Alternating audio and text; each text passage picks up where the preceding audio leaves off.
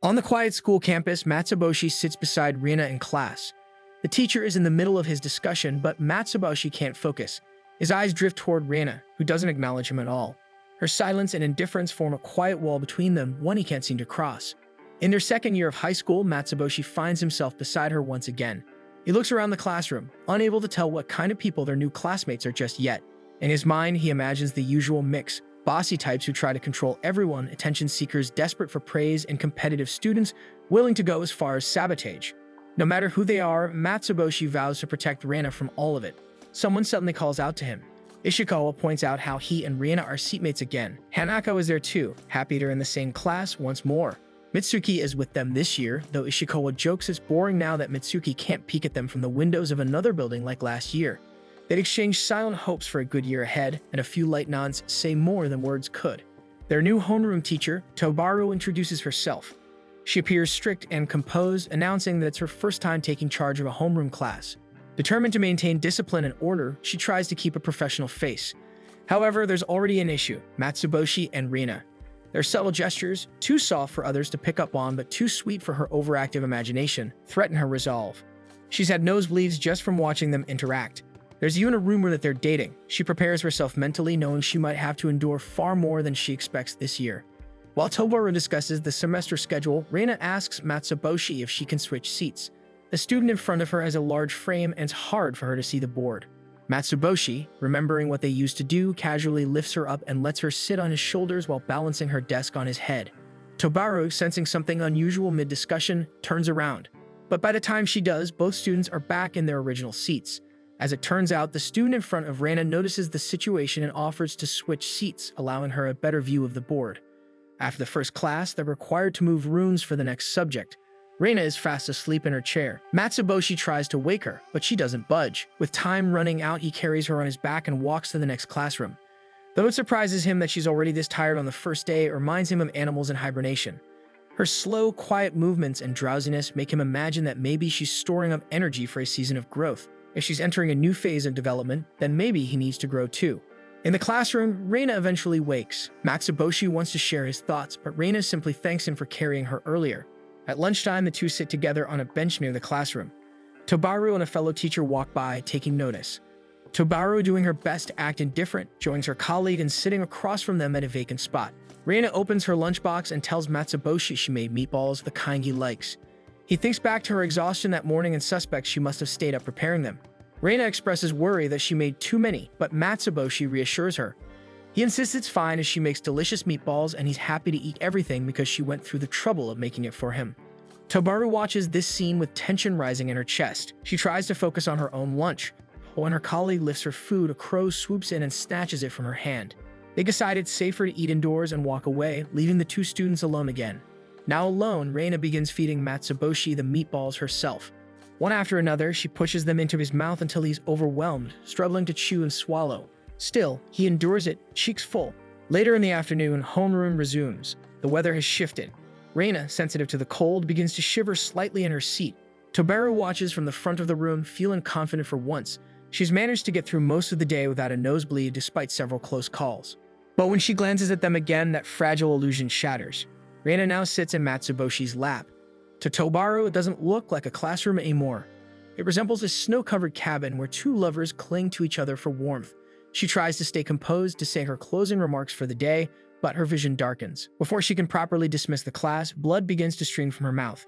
Final groan, she collapses forward onto her desk, defeated.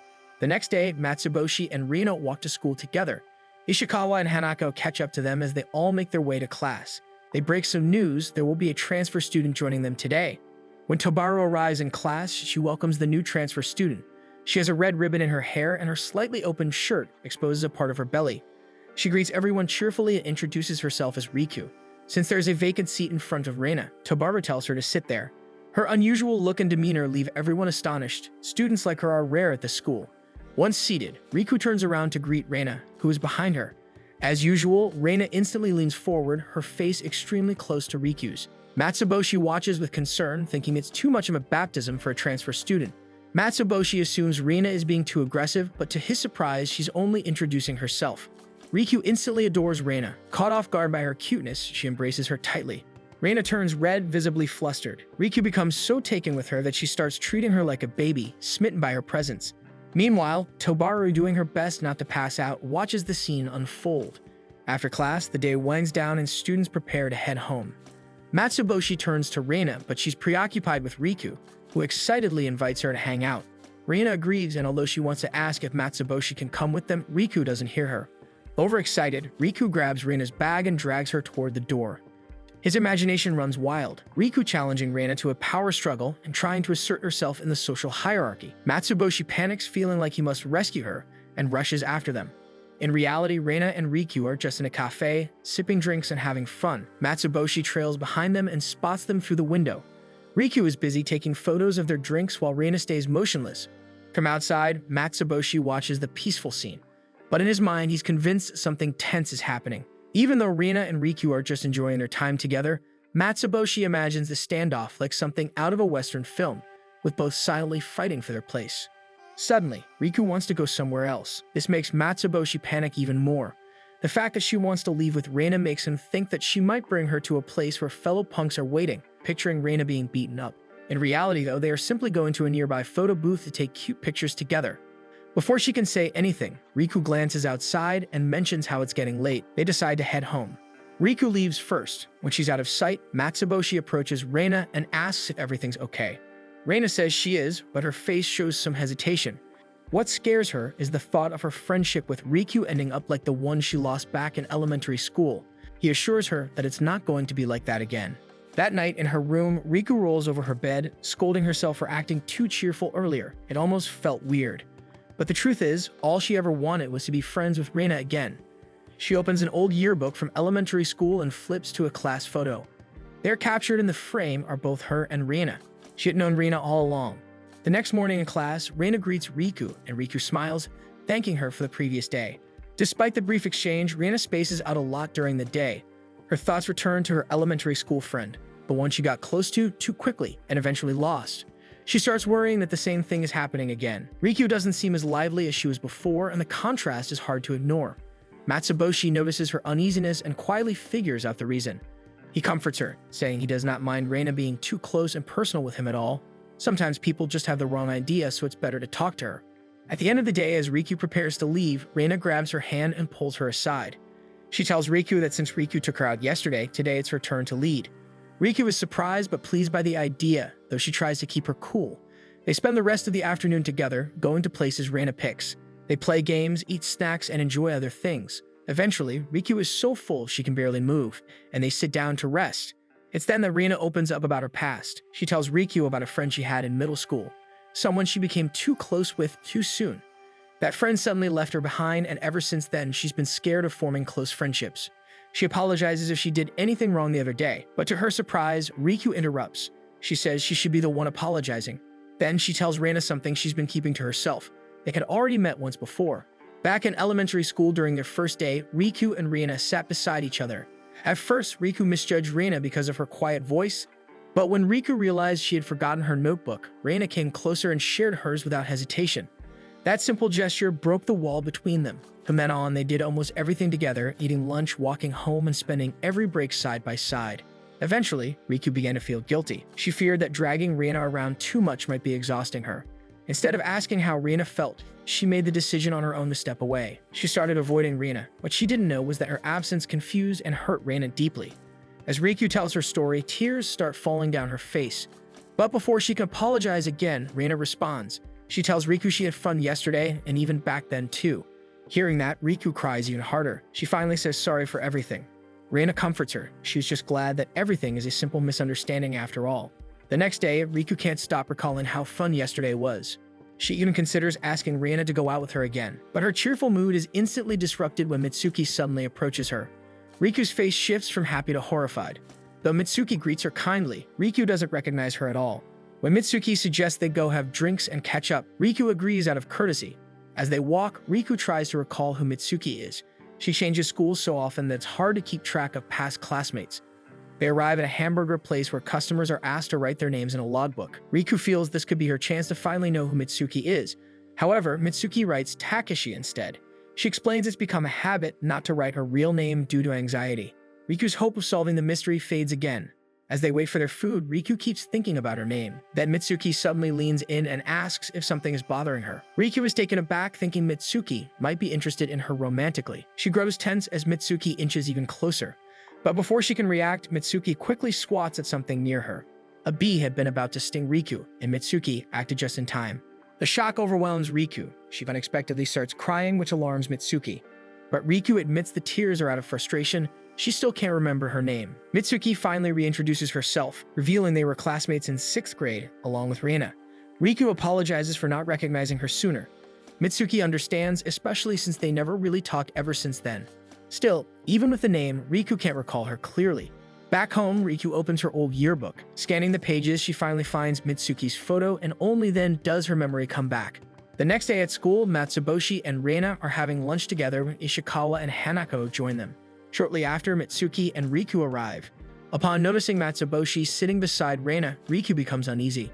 Acting on impulse, she pulls Reina away and scolds Matsuboshi, demanding to know who he is and warns him the two of them have been friends since elementary. When Matsuboshi calmly says that he and Reina are dating and Reina confirms it, Riku is stunned with embarrassment. Matsuboshi attempts to formally introduce himself, but Riku runs away in shame. The group wonders what's wrong, but Riku simply can't handle the fact that she mistook Reina's boyfriend for just another classmate, and that she even bragged about being close to Reina. Matsuboshi lies lazily on the sofa, holding a bag of chips and watching the TV show without much interest. His eyes land on a video game case lying on the center table. The title reads Granny Crossing. His sister, seeing this, tells him that she is preparing for an upcoming exam, so he can try the game since she won't be able to play it for a while. With nothing better to do, Matsuboshi picks it up and decides to give it a shot. The game is a town simulator where players build their own villages filled with animal residents. Intrigued by the idea, Matsuboshi creates a character that looks exactly like himself. From the moment he starts, he becomes fully immersed. In the game, he meets Tom, a cheerful and successful animal character who lives in a beautiful house that is at least 10 times bigger than Matsuboshi's small starter tent. Matsuboshi feels motivated and curious, and Tom offers advice. He tells Matsuboshi to gather sticks, fruits, vegetables, and any useful items. He can sell these to him, and he will give him money in return to upgrade his home. At first, the game seems simple, but it quickly becomes clear that each task comes with obstacles. Bees swarm out of trees when Matsuboshi shakes them for fruits. Still, he does his best, gathering everything he can find. At the end of the day, he brings the items to Tom, who is impressed by his dedication. Tom pays him 100 pels for each item, explaining that it's all he can afford because of the game's poor economy. Rather than being discouraged, Matsuboshi becomes more determined. He works harder, fishing whenever he can, catching rare insects such as butterflies, building furniture, and even constructing a handmade wooden table to sell. Once again, Tom is happy for this, and his efforts pay off when Tom buys all the items for 5,000 pels. Eventually, Matsuboshi starts a small garden in the game and grows his own cabbages. When harvest time comes, he brings his crops to Tom. Before handing them over, he sees Tom in the marketplace claiming the cabbages as his own, telling customers they are organic and grown by him. Matsuboshi watches silently as Tom sells the cabbages for 2,000 pels each, 20 times more than what Matsuboshi gets. Still, when Matsuboshi approaches to sell more, he mentions how high of a price Tom sells his cabbage, so Tom offers him some extra pels as a bonus.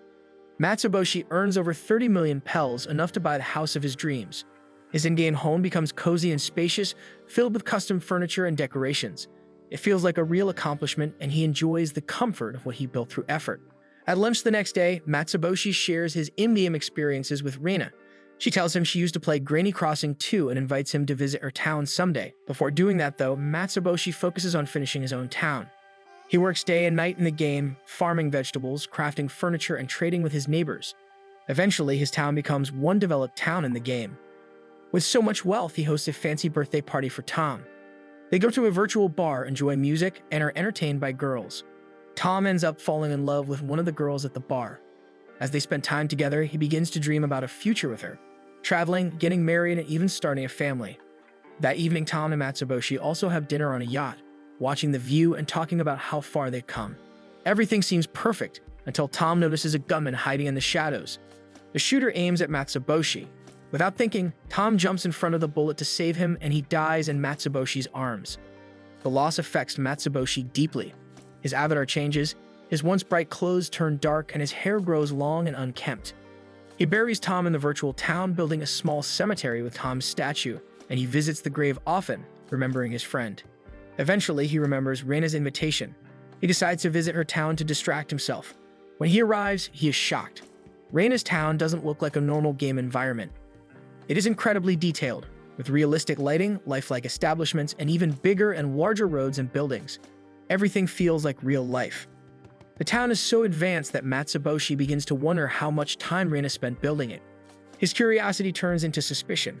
He starts to believe Reina is trying to recreate Earth within the game. The structures, routines, and people in her town are too real.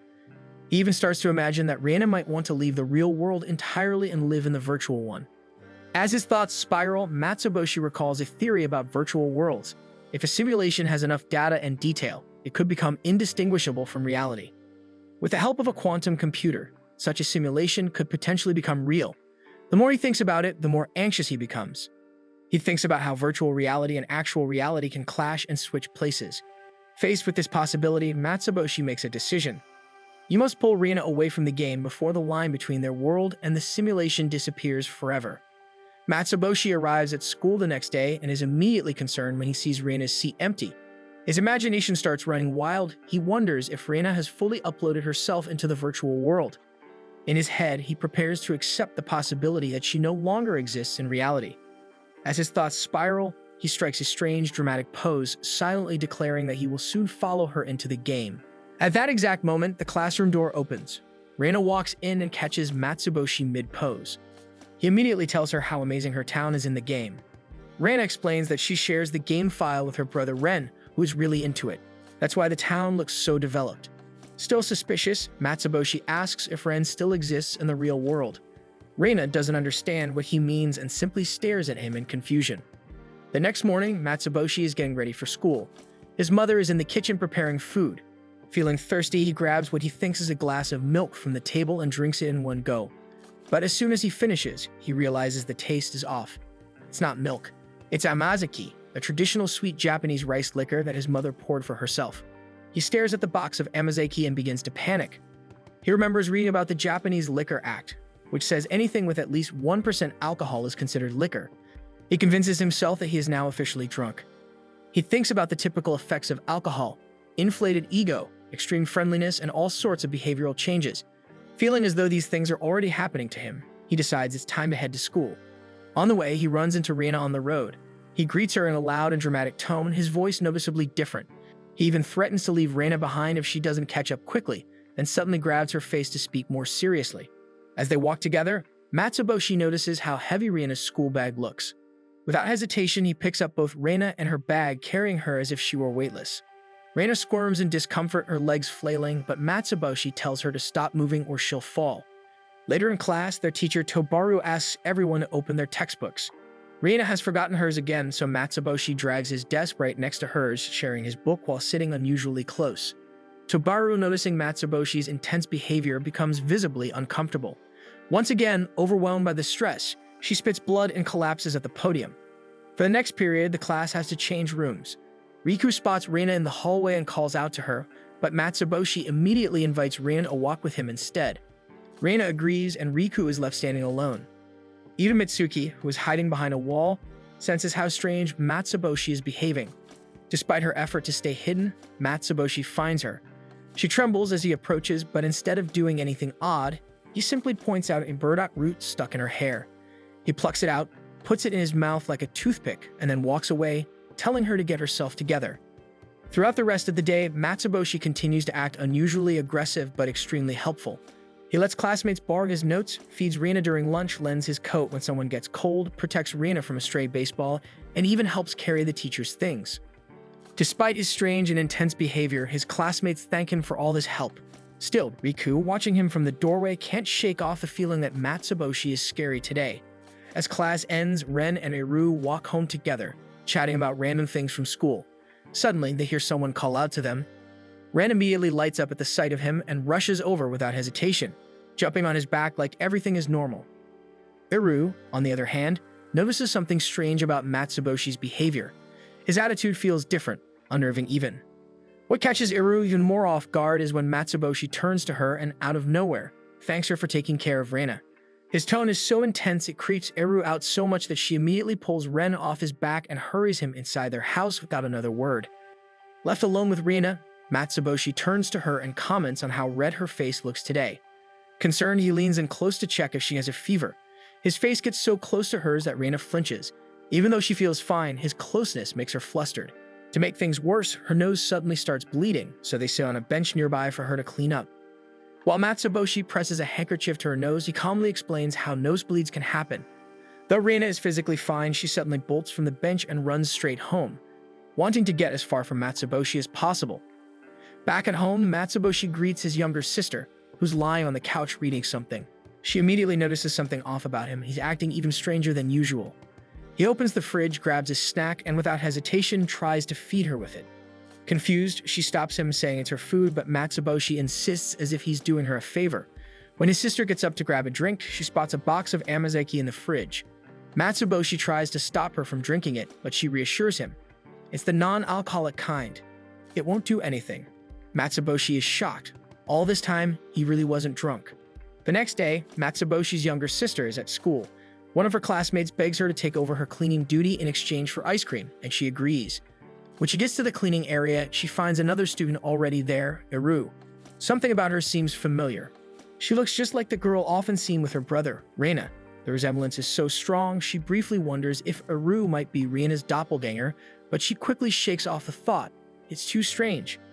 Just then, someone calls out to her using her last name. Eru hears it and immediately realizes that this girl must be Matsuboshi's younger sister. Matsuboshi's sister immediately jumps to wild conclusions, assuming this girl might try to rope her in a pyramid or something. But Eru only wants to ask a simple question, if Matsuboshi is really her brother. When she confirms it, Eru bows and says he's been a big help to her sister Reina. Eru then introduces herself, and Matsuboshi's sister remembers the cute girl always hanging around with her brother. True enough, Eru pauses before admitting how truly cute her sister is. She goes on praising Reina for being a caring sister and even a good cook. Matsuboshi's sister starts to get the feeling that Eru really loves her sister. As they clean together, Eru also talks about Matsuboshi as a good man. But his sister, in contrast, calls him confusing, though she admits he's occasionally considerate. They spend the rest of the time chatting mostly about Reina and Matsuboshi. Eventually, Eru learns that the siblings don't get along very well. Still, Eru encourages her to keep trying, they're family after all. Matsuboshi's sister nods and agrees to give it a shot. When Matsuboshi gets home later, he finds his sister lying on the couch. She greets him and asks about Reina. Matsuboshi is overjoyed, interpreting her question as a sign she's interested in his life. His reaction is so exaggerated that his sister immediately regrets asking and swears never to do it again. Matsuboshi and Reina walk to school together, passing by a student athlete already training. The scene reminds them that the athletic festival is coming up soon. As they walk further, they notice an elderly man by the side of the road, struggling to lift his surfboard onto the roof of his car. Without hesitation, Matsuboshi steps forward. He squats down, grabs the surfboard, and with effort, pushes it up and over the car's roof. Satisfied, he gives a final glimpse at the car, leaving before turning to rejoin Reina. As they resume their walk, Reina spots something odd. There's a tear in the back of Matsuboshi's pants. His undergarments, brightly printed with a kitten pattern, peek out. She's too shocked to say anything. The tear is obvious, but pointing it out would embarrass him. Then, as two girls walk past them, she acts quickly and closes the space between them, positioning herself directly behind Matsuboshi. Matsuboshi notices her closeness and misreads it entirely. He assumes Reina must be impressed by his earlier action, helping the old man. In his mind, she's drawn to his kindness and maybe even admires his build. Encouraged by the thought, he tells himself he needs to do more heroic acts to maintain her admiration. When they arrive at school, they see several students struggling with a large piece of equipment. Matsuboshi immediately offers help, seeing it as another chance to look impressive. Reina follows just behind him, carefully keeping the tear out of sight from others. As the day continues, Matsuboshi throws himself into every challenge and club demonstration. He joins the 100-person leapfrog attempt, then tries the standing splits challenge. He signs up for a yoga session, contorts himself in the look through your legs challenge, raises his leg at the sumo club demo, and even takes part in the butt battle challenge. With every movement, Reina stays close, mimicking his every action with growing fatigue, determined to cover up his torn clothing. By the time lunch break arrives, Reina is already shaking. Her muscles ache from the strain of staying active all morning. When they reach the rooftop and find themselves alone, she finally sees an opportunity to fix the problem. She tries to approach Matsuboshi to help him, but he gets flustered and runs, assuming she's after him for a strange reason. To him, it seems like she's trying to grab him, maybe even spank him, and he panics. Reina doesn't stop. She chases him across the rooftop until she finally catches up. Matsuboshi braces himself for what he thinks is punishment, but Reina pulls out a thread and needle. With practice, speed mends the tear in one quick stroke. The pants are fixed, good as new. But as Matsuboshi turns to thank her, the crotch of his pants suddenly splits open. Reina collapses onto a bench, drained and defeated. The next day, training officially begins for the athletic festival. Each class prepares for the events. During the trials, Riku runs with all her strength, aiming to become the anchor for the interclass relay. But Ishikawa narrowly beats her and secures the anchor spot. Riku still receives praise for her effort. Watching the event, Matsuboshi notices Reina trembling. He assumes she's upset over losing the anchor position. But in truth, Reina is scared. She fears she'll drag her class down because of her slow pace. Matsuboshi, along with their friends, reassures her. They all run fast, so even if she slows down, they still have a shot at winning. Later during stretching, Reina admits she wants to improve. Even if her friends say it's fine, she doesn't want to be a burden, so Matsuboshi steps in as her coach. They start with bait and passing, practicing the overhand and underhand techniques. He teaches her the right hand position and how to match her pace with the next runner. They involve other relay team members in practice, making sure Reina gets used to real conditions. Next, they focus on her running form. Being small, Reina takes short strides. Matsuboshi helps correct her posture, back straight, arms at 90 degrees, and feet moving with toes lifted to keep momentum. For the next few days, they train from early morning until sunset. Reina's lap times improve steadily. Eventually, her progress makes her satisfied. One afternoon, she walks up to Matsuboshi and hugs him tightly. The hug is so firm that he struggles to breathe. Reina's joy is clear. She's having fun running for the first time, all because of Matsuboshi. However, their moment is interrupted when a classmate runs over with urgent news. Ishikawa has been hospitalized due to an injury during club activities. His leg is bandaged, and although the injury isn't serious, the doctor advises a week of rest. The festival is within that week, which means Ishikawa can't participate. The team meets to talk. Losing their anchor is a big setback. Reina, still unsure of herself, volunteers to give up her spot for someone faster. She believes she's the weakest link and wants the team to have the best chance at winning. But Matsuboshi refuses to let her step down. He reminds her that even if they lose, no one will blame her. Then the rest of their classmates appear and tell her the same thing. They all stand behind her, saying they're in it together. Reina tears up upon hearing this, the pressure lifting. Still, there's one last issue. Someone needs to fill the anchor position, so Ishikawa himself asks Matsuboshi to take the responsibility. The day of the athletic festival arrives, and students gather on the field, lined up for their events. Reina and Matsuboshi participate in each of their matches, spending the day moving between competitions and cheering for classmates. During the lunch break, they sit side by side on the field, feeding each other bites of their packed meals. Their classmates glance over, amused and charmed by the sight. As the afternoon rolls in, the interclass relay approaches. The tension builds as each class prepares. The sound of the starting gun echoes through the air, signifying the start of the race, and the first runners sprint forward. Reina and her friends sit by the sidelines, cheering while Ishikawa watches nearby. Seeing the race, you can't help but think back to the conversation they had at the hospital days before. Matsuboshi had taken over the anchor role. Because of the changes made, they need to rearrange the order of the runners to create a more strategic plan, and thinking back to how Reina struggles to keep up with the team, Matsuboshi proposes a plan. Back in the race, Riku receives the baton and charges forward. She overtakes 3 students in a row, pushing her class into 3rd place. She nears the runner in 2nd place but has no time to overtake before reaching the next runner, which is Reina. Reina grabs the baton in an underhand pass, smooth and clean as practice. Observers notice the consistency in their baton exchanges. It's clear they've trained together. Reina pushes herself forward, breathing heavily and legs moving with effort. She remembers her training, Matsuboshi's advice, the countless laps they've done together. Her form stays steady, and though she doesn't overtake anyone, she also doesn't lose ground. When she reaches the next runner and passes the baton, she slows down and slumps her head against Matsuboshi's shoulder. She's exhausted but satisfied. The next runners take off, and Mitsuki sprints with fierce determination, slowly closing the gap between her and the second runner. With her final push, she passes them, bringing their class to 2nd place, while the leading class remains far ahead as their anchor is known to be fast, almost unbeatable. Now comes the final handoff. Matsuboshi grabs the baton. He's in 2nd place, and the gap between them is wide. He takes a deep breath and runs. As he fixes his eyes on the anchor ahead, every muscle in his body moves with intent. He remembers everyone who supported him, his friends, Ishikawa, and most of all, Reina. With every stride, he gains distance. The finish line is close, but so is his opponent. For a moment, it seems like he might not make it, but in one final surge of energy, Matsuboshi leans forward, crossing the line just before the other anchor. The crowd falls silent, stunned, then cheers erupt. Reina runs up first, wrapping her arms around him, followed by their classmates who gather in celebration. Their class advisor, Thobaru, sits on one side as she is handed the championship token. She hesitates to approach. The memory of strange encounters involving Reina and Matsuboshi makes her cautious, but her colleague drags her toward the group, leaving her no time to retreat. As expected, she arrives just in time to see Matsuboshi and Reina hugging each other tightly in the middle of the crowd. A nosebleed follows immediately, and she faints on the spot. As the crowd disperses, Ishikawa stands by himself at the edge of the field. Mitsuki walks over and talks to him. He smiles slightly, praising Matsuboshi's win, though his voice carries a tone of regret. He admits feeling frustrated, injured when it mattered most, and left watching from the sidelines. He had trained harder than anyone, even continuing after hours, hoping to make a difference. To him, it feels like all of that effort led to nothing. Mitsuki quietly listens, then reminds him of how much his presence meant to everyone. She tells him how determined he looked, how inspiring it was to see him push himself. Ishikawa doesn't respond right away, but her words soften his expression, so he tells her he appreciates it. While the class celebrates their hard-earned victory, Riku stands off to the side, not quite part of the moment. She still doesn't feel like she belongs. Despite everything she's done, the distance between her and the rest of the class remains. When she hears Ishikawa has been hospitalized, she wanted to visit him. But the thought of showing up uninvited, while classmates whispering, wondering why she's there, freezes her in place. She tells herself it's better not to go.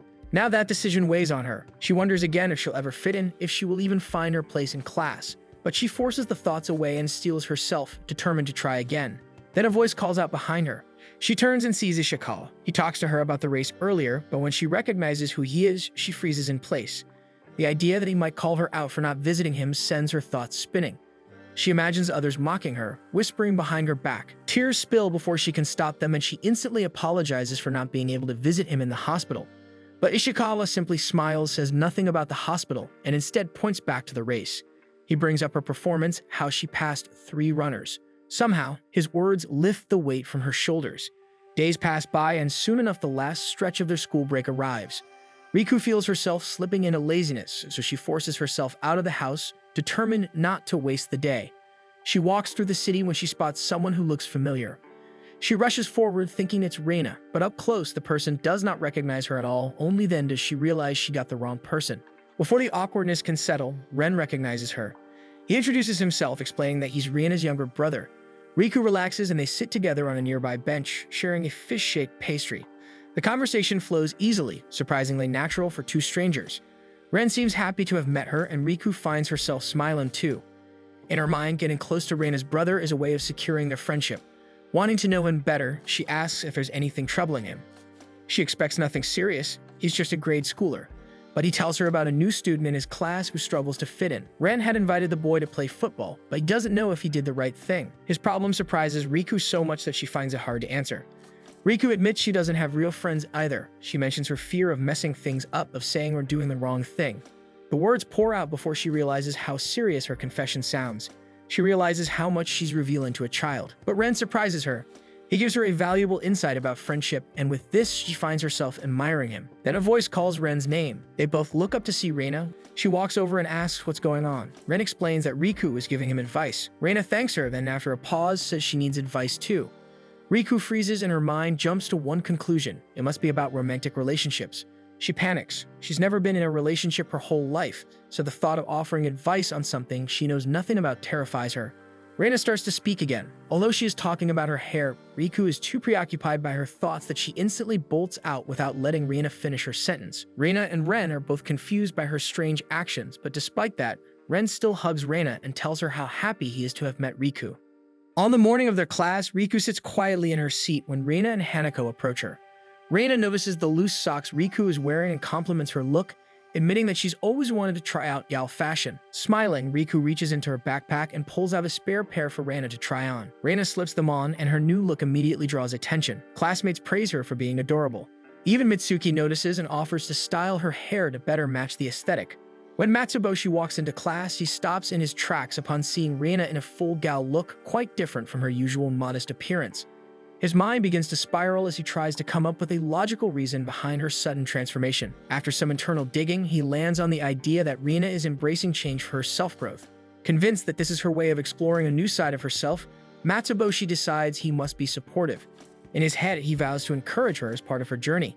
During class, Matsuboshi realizes he forgot his printout for the lesson. Reina notices and offers hers so he can follow along. As he responds, his words come out in an exaggeratedly cheerful gal tone. Immediately, he freezes.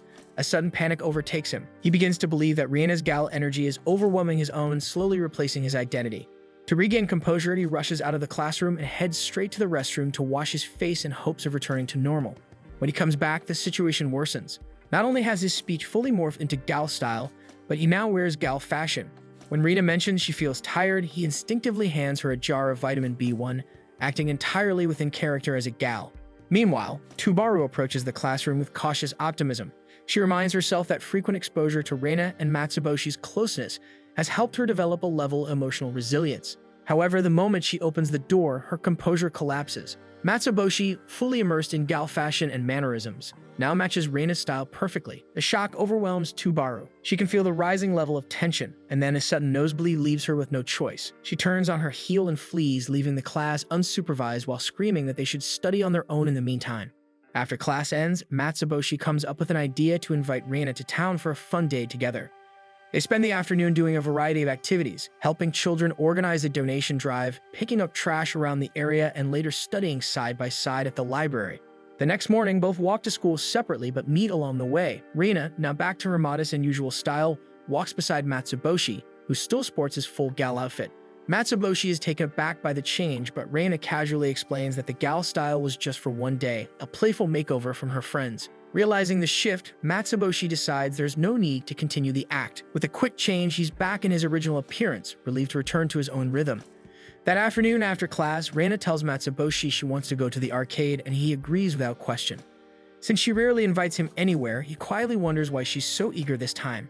Once there, Reina heads straight to a game called Primitive Planet, a dress-up and character-building game targeted mostly at young girls. Though its popularity has waned due to newer mobile games and trending anime series, it still holds a dedicated fan base, and Reina is clearly one of them.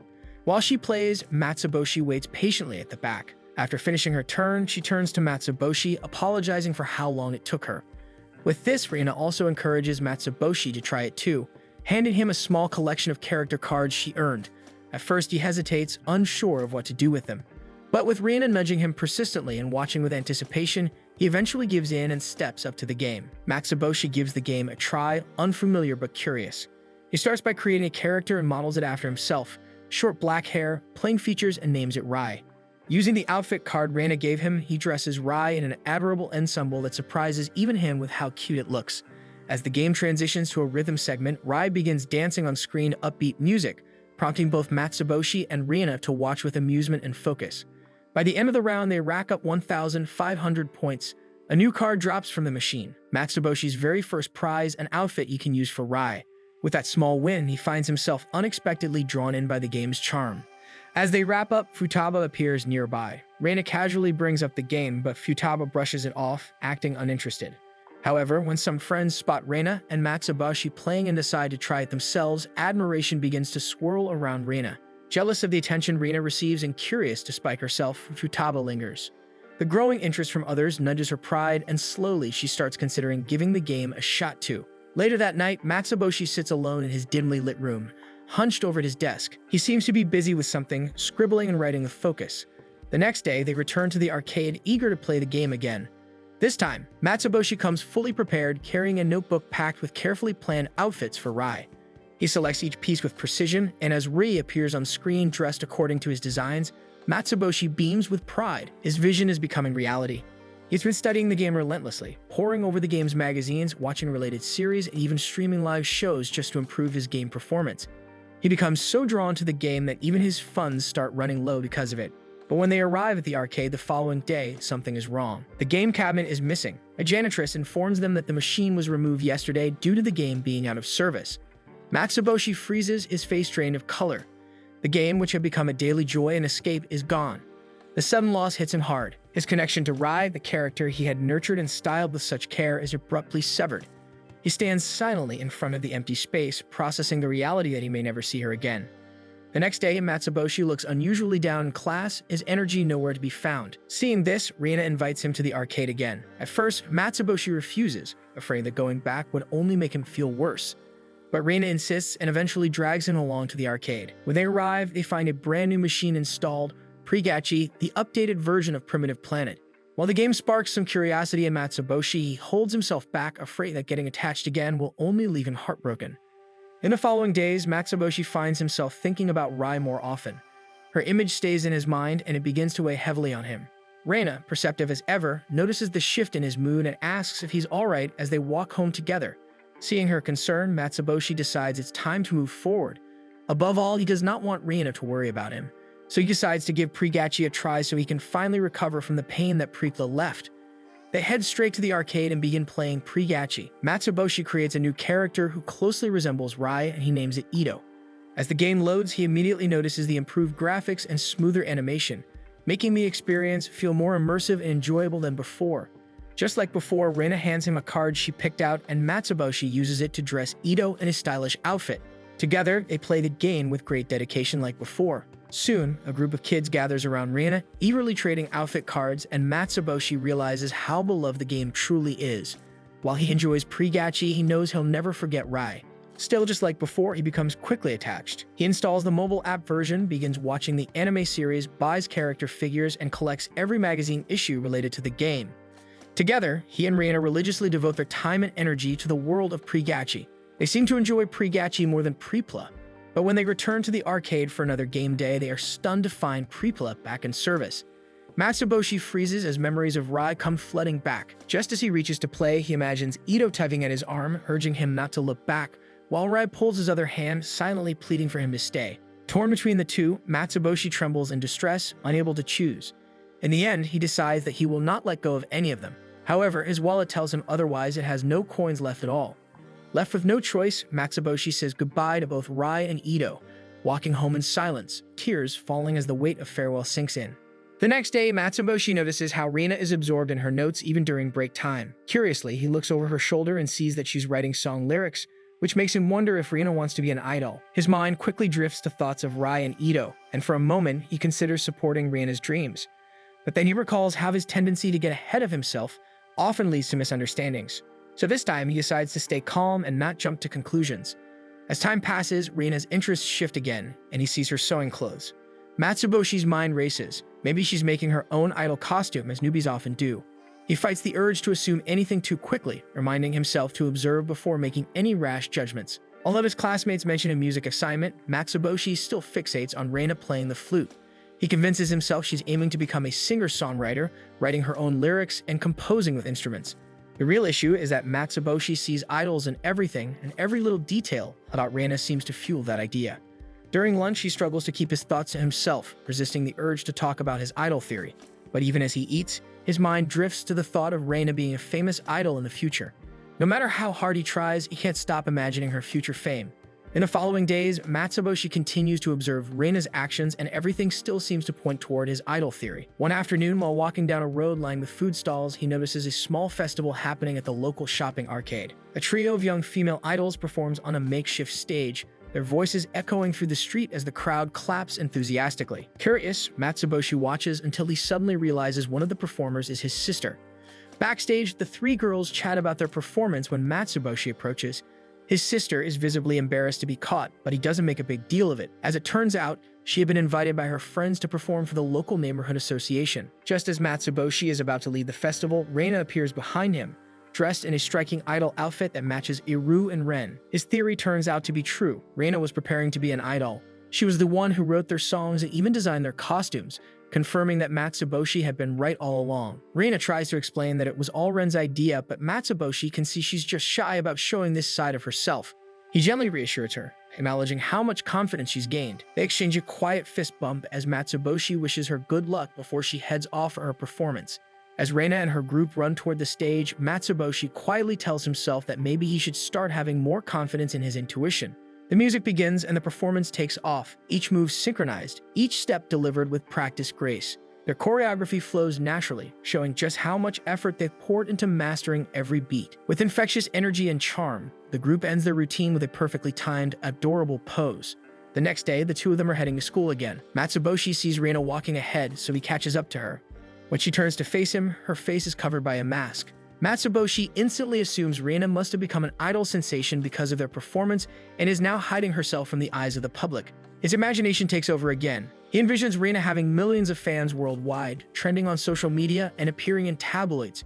He walks beside her, believing she is now out of his league. However, the truth is simpler. Reina wears the mask because her throat hurts from all the singing, but she remarks she will never sing again. In class, Ishikawa proposes a fun activity for his friends, going to the beach during summer vacation. Coincidentally, Matsuboshi has been thinking about the same thing.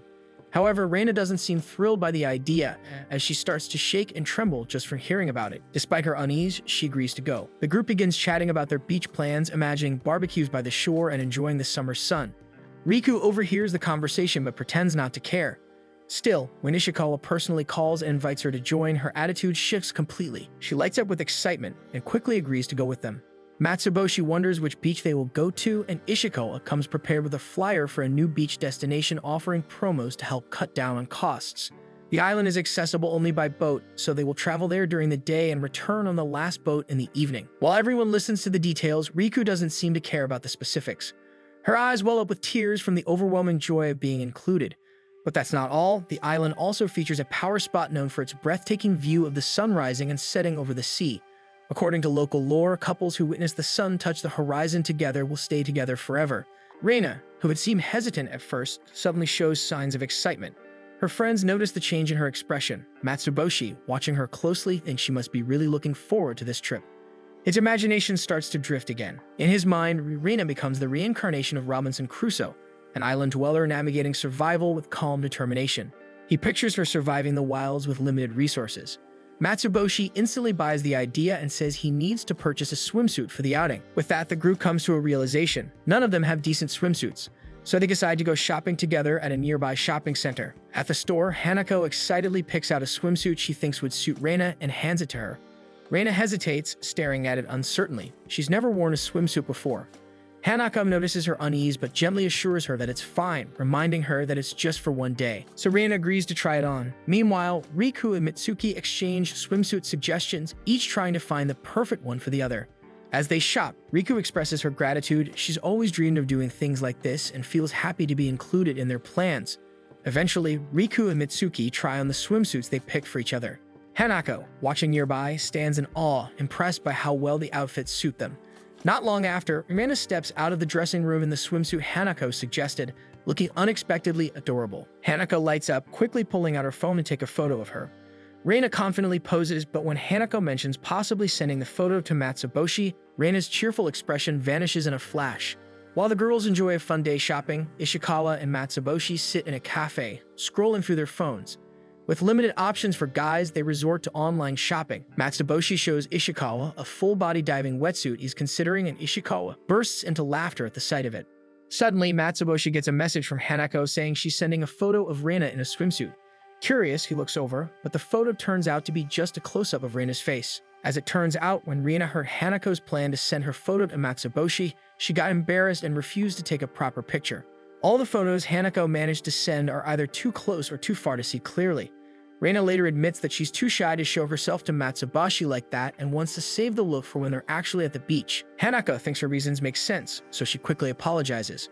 Though Reina appreciates Hanako's help, she can't shake off her fear of change, afraid that becoming someone different might also change how Matsuboshi sees her. Hanako, with a calm smile, tells her that change isn't something to be afraid of. After all, she and Matsuboshi have already changed in many ways since they met, and those changes are what brought them closer. As Hanako says this, Riku and Mitsuki, who have been listening nearby, jump in. They tease Hanako, using her own advice against her. Maybe she, too, could embrace a little change. The day of their outing arrives, and the friends ride the boat toward the island. As it approaches the isolated land in the middle of the blue seas, they watch with growing excitement, anticipating the memories they'll create together. Meanwhile, at home, Ren wonders why Reina isn't around. Erov, sitting nearby, casually tells him that she went out with Matsuboshi. Ren's smile fades. He wishes he had gone too. Era notices and gently comforts him, saying they went with their classmates. To cheer him up, she decides to play with him instead. Era displays a composed demeanor, but beneath the surface, her mind spins with restless thoughts.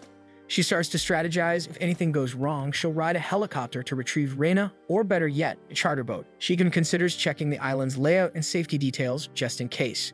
But her spiraling thoughts are interrupted when Ren calls out, asking her to watch a movie.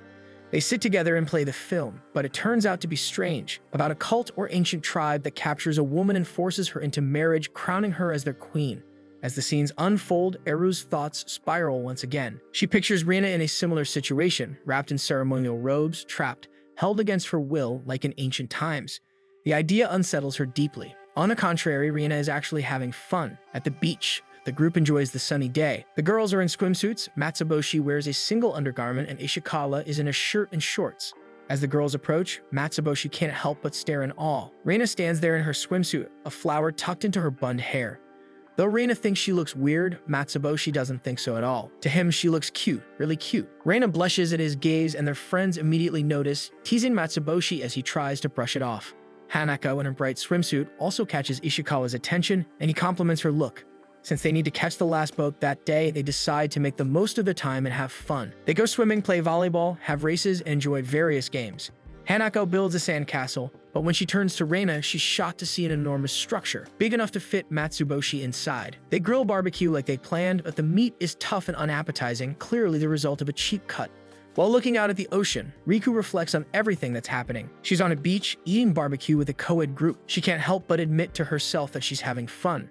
That afternoon, the sky turned cloudy, hiding the sunset they had all been looking forward to. Reina, especially, feels disheartened, but Matsuboshi steps forward and reminds everyone that what truly matters is the fun they had throughout the day. The group nods in agreement, their spirits lifting a little. Suddenly, Ishikawa's phone buzzes with an alarm. It's time for their boat ride home. The group is about to gather their things and rush to the shore, only to see the boat already sailing away in the distance.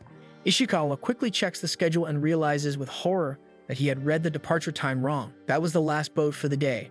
With no other transport available, they're stranded on the island for the night. Everyone panics, scrambling to find a solution, but Matsuboshi's imagination drifts elsewhere. He compares their predicament to John Manjiro, who was stranded on an island with his comrades until an American ship rescued them. Manjiro eventually found fortune in America before returning to Japan. Matsuboshi wonders if he could do something similar, though he's not fluent in English. His daydream is cut short when Ishikawa speaks up, revealing they can stay overnight at the island's lodging. Matsuboshi is taken aback, surprised to learn there are people living there. Behind the beach, a different view emerges. Establishments, paved roads, and even cars. Contrary to what they imagined, the island is actually quite developed. So they decide to go there, dropping by a convenience store first before checking in. While the others go inside the convenience store to buy necessities, Matsuboshi and Reina are left outside to wait. She takes the opportunity to text her siblings, and Ero receives Reina's message, informing her she will not be able to go home for the night. Reina even attaches a photo to the message, showing how developed the island is, so there's basically nothing to worry about. In the lodging, Ishikawa feels bad about mistaking their schedule, which caused them to stay for the night. Still, it becomes a memorable experience since they found a place to stay at an affordable price. However, when they take a look at the room, they discover a small issue. There's only one bed, meaning they have to share it with each other. Meanwhile, Riku calls her parents to inform them she can't make it home for the night. Her parents are mad, so she keeps apologizing over the phone until Mitsuki approaches her, prompting her to end the call. Mitsuki expresses concern about Riku suddenly spending the night, but Riku assures her it's fine. Deep inside, it's something Riku has always dreamed of. What catches her attention most is that Mitsuki calls her by her first name for the first time, making her tear up in joy. Later, Mitsuki invites Riku to take a bath with them. They share the bathtub, submerging their bodies in the warm, relaxing water as they talk about the day. Despite the unexpected turn of events and getting scolded, Riku admits she is still having fun. Reina also joins them, reminded of what Matsuboshi told her earlier when he saw her in a swimsuit, causing her to blush and hide her face beneath the water. She turns to Hanako and thanks her for pushing her to do things she's afraid of. Hanako also recalls Ishikawa's compliment earlier. Unlike Matsuboshi's flustered reaction to Reina, Ishikawa simply told her she looked cute, just like always. It makes her feel like nothing's changed. Though his words are kind, they feel routine, as if she's still the same girl she's always been in his eyes. Meanwhile, back home, Eru and Ren are also sharing a bath. Ren brings up Eru's earlier plan of flying a helicopter to rescue Reina from the island. But this time, she says, things are different. Reina is growing up, and Eru realizes she can't hover over her forever. She needs to give Reina space to experience things on her own. She gently tells Ren that he should learn to do the same, like taking his own bath. Still, both of them admit the house feels larger and quieter without Reina. In the lodge, Ishikawa and Matsuboshi share a bed. Ishikawa keeps apologizing for the mistake he made, but Matsuboshi reassures him that it's fine. It's not the first time they had to sleep beside each other anyways, recalling their camping trips. They continue chatting until they both drift off to sleep. Meanwhile, the girls are in a separate room with two connecting beds. They sleep soundly, but Reina wakes up early in the morning, still dark outside. Checking her phone for the time, she sees a message from Matsuboshi. Matsuboshi stands at the edge of a cliff, alone when Reina calls out to him from behind. She wonders why he wanted them to meet there. He gestures toward a breathtaking view, the sun rising from beneath the sea, slowly ascending into the sky. Reina is mesmerized by the sight, too stunned to speak. The moment is serene as they watch the sun touch the water. Though they missed the sunset the previous day, the sunrise feels just as magical. As the two continue to watch the view, Reina grabs Matsuboshi's arm and asks if they will always be like this in the future. Matsuboshi reassures her that even if they change, they will always be together. Reina is satisfied with his answer, feeling a sense of peace. Morning arrives and they are lining up to board the boat and leave the island. Riku, uneasy, worries that her mom is still angry, but the others share a feeling of sadness that their time together is ending. They had such a great time, and they seem to want more. Just as they're about to leave, Ishikawa comes up with a bold idea. Why not enjoy the beach once more, but only until the last boat leaves? Matsuboshi, without hesitation, reveals his swimwear and agrees with him. Soon, the rest follows suit, and they all race back to the beach. Riku, still anxious about her mom's reaction, has no choice but to join them for another round of fun, despite her concerns. Futaba runs to the playground right after class, hoping to find Atsushi. She expects him to still be playing there. But when she spots him, her steps slow. Atsushi is laughing, playing catch with someone else. Futaba freezes. The sight shocks her. She doesn't want anyone else touching Atsushi like that. She quickly calls out to them. Atsushi turns and smiles, introducing the girl as Riku. He says everyone calls her Lady Skanda because she's super fast and really cool. His friends nod in agreement. Atsushi starts to say more, but Futaba cuts him off. Instead, she challenges Riku to a game of cops and robber. She wants to see how fast Riku really is. Riku agrees right away, confident. The game begins, and Riku dashes after Futaba, who proves to be just as quick and agile. They sprint across the playground, weaving between slides and climbing bars. Their chase goes on and on while Atsushi and the other kids watch nearby. By the end of the game, both Riku and Futaba are out of breath. Riku turns to her with a smile, impressed. She admits Futaba is fast, then sits up and offers her hand as a proper introduction. Futaba hesitates at first, unsure, but then reaches out and shakes Riku's hand. Her smile returns, bright and cheerful, as she tells Riku her name. At that moment, Reina and Matsuboshi arrive together and are surprised to see Riku playing with the kids.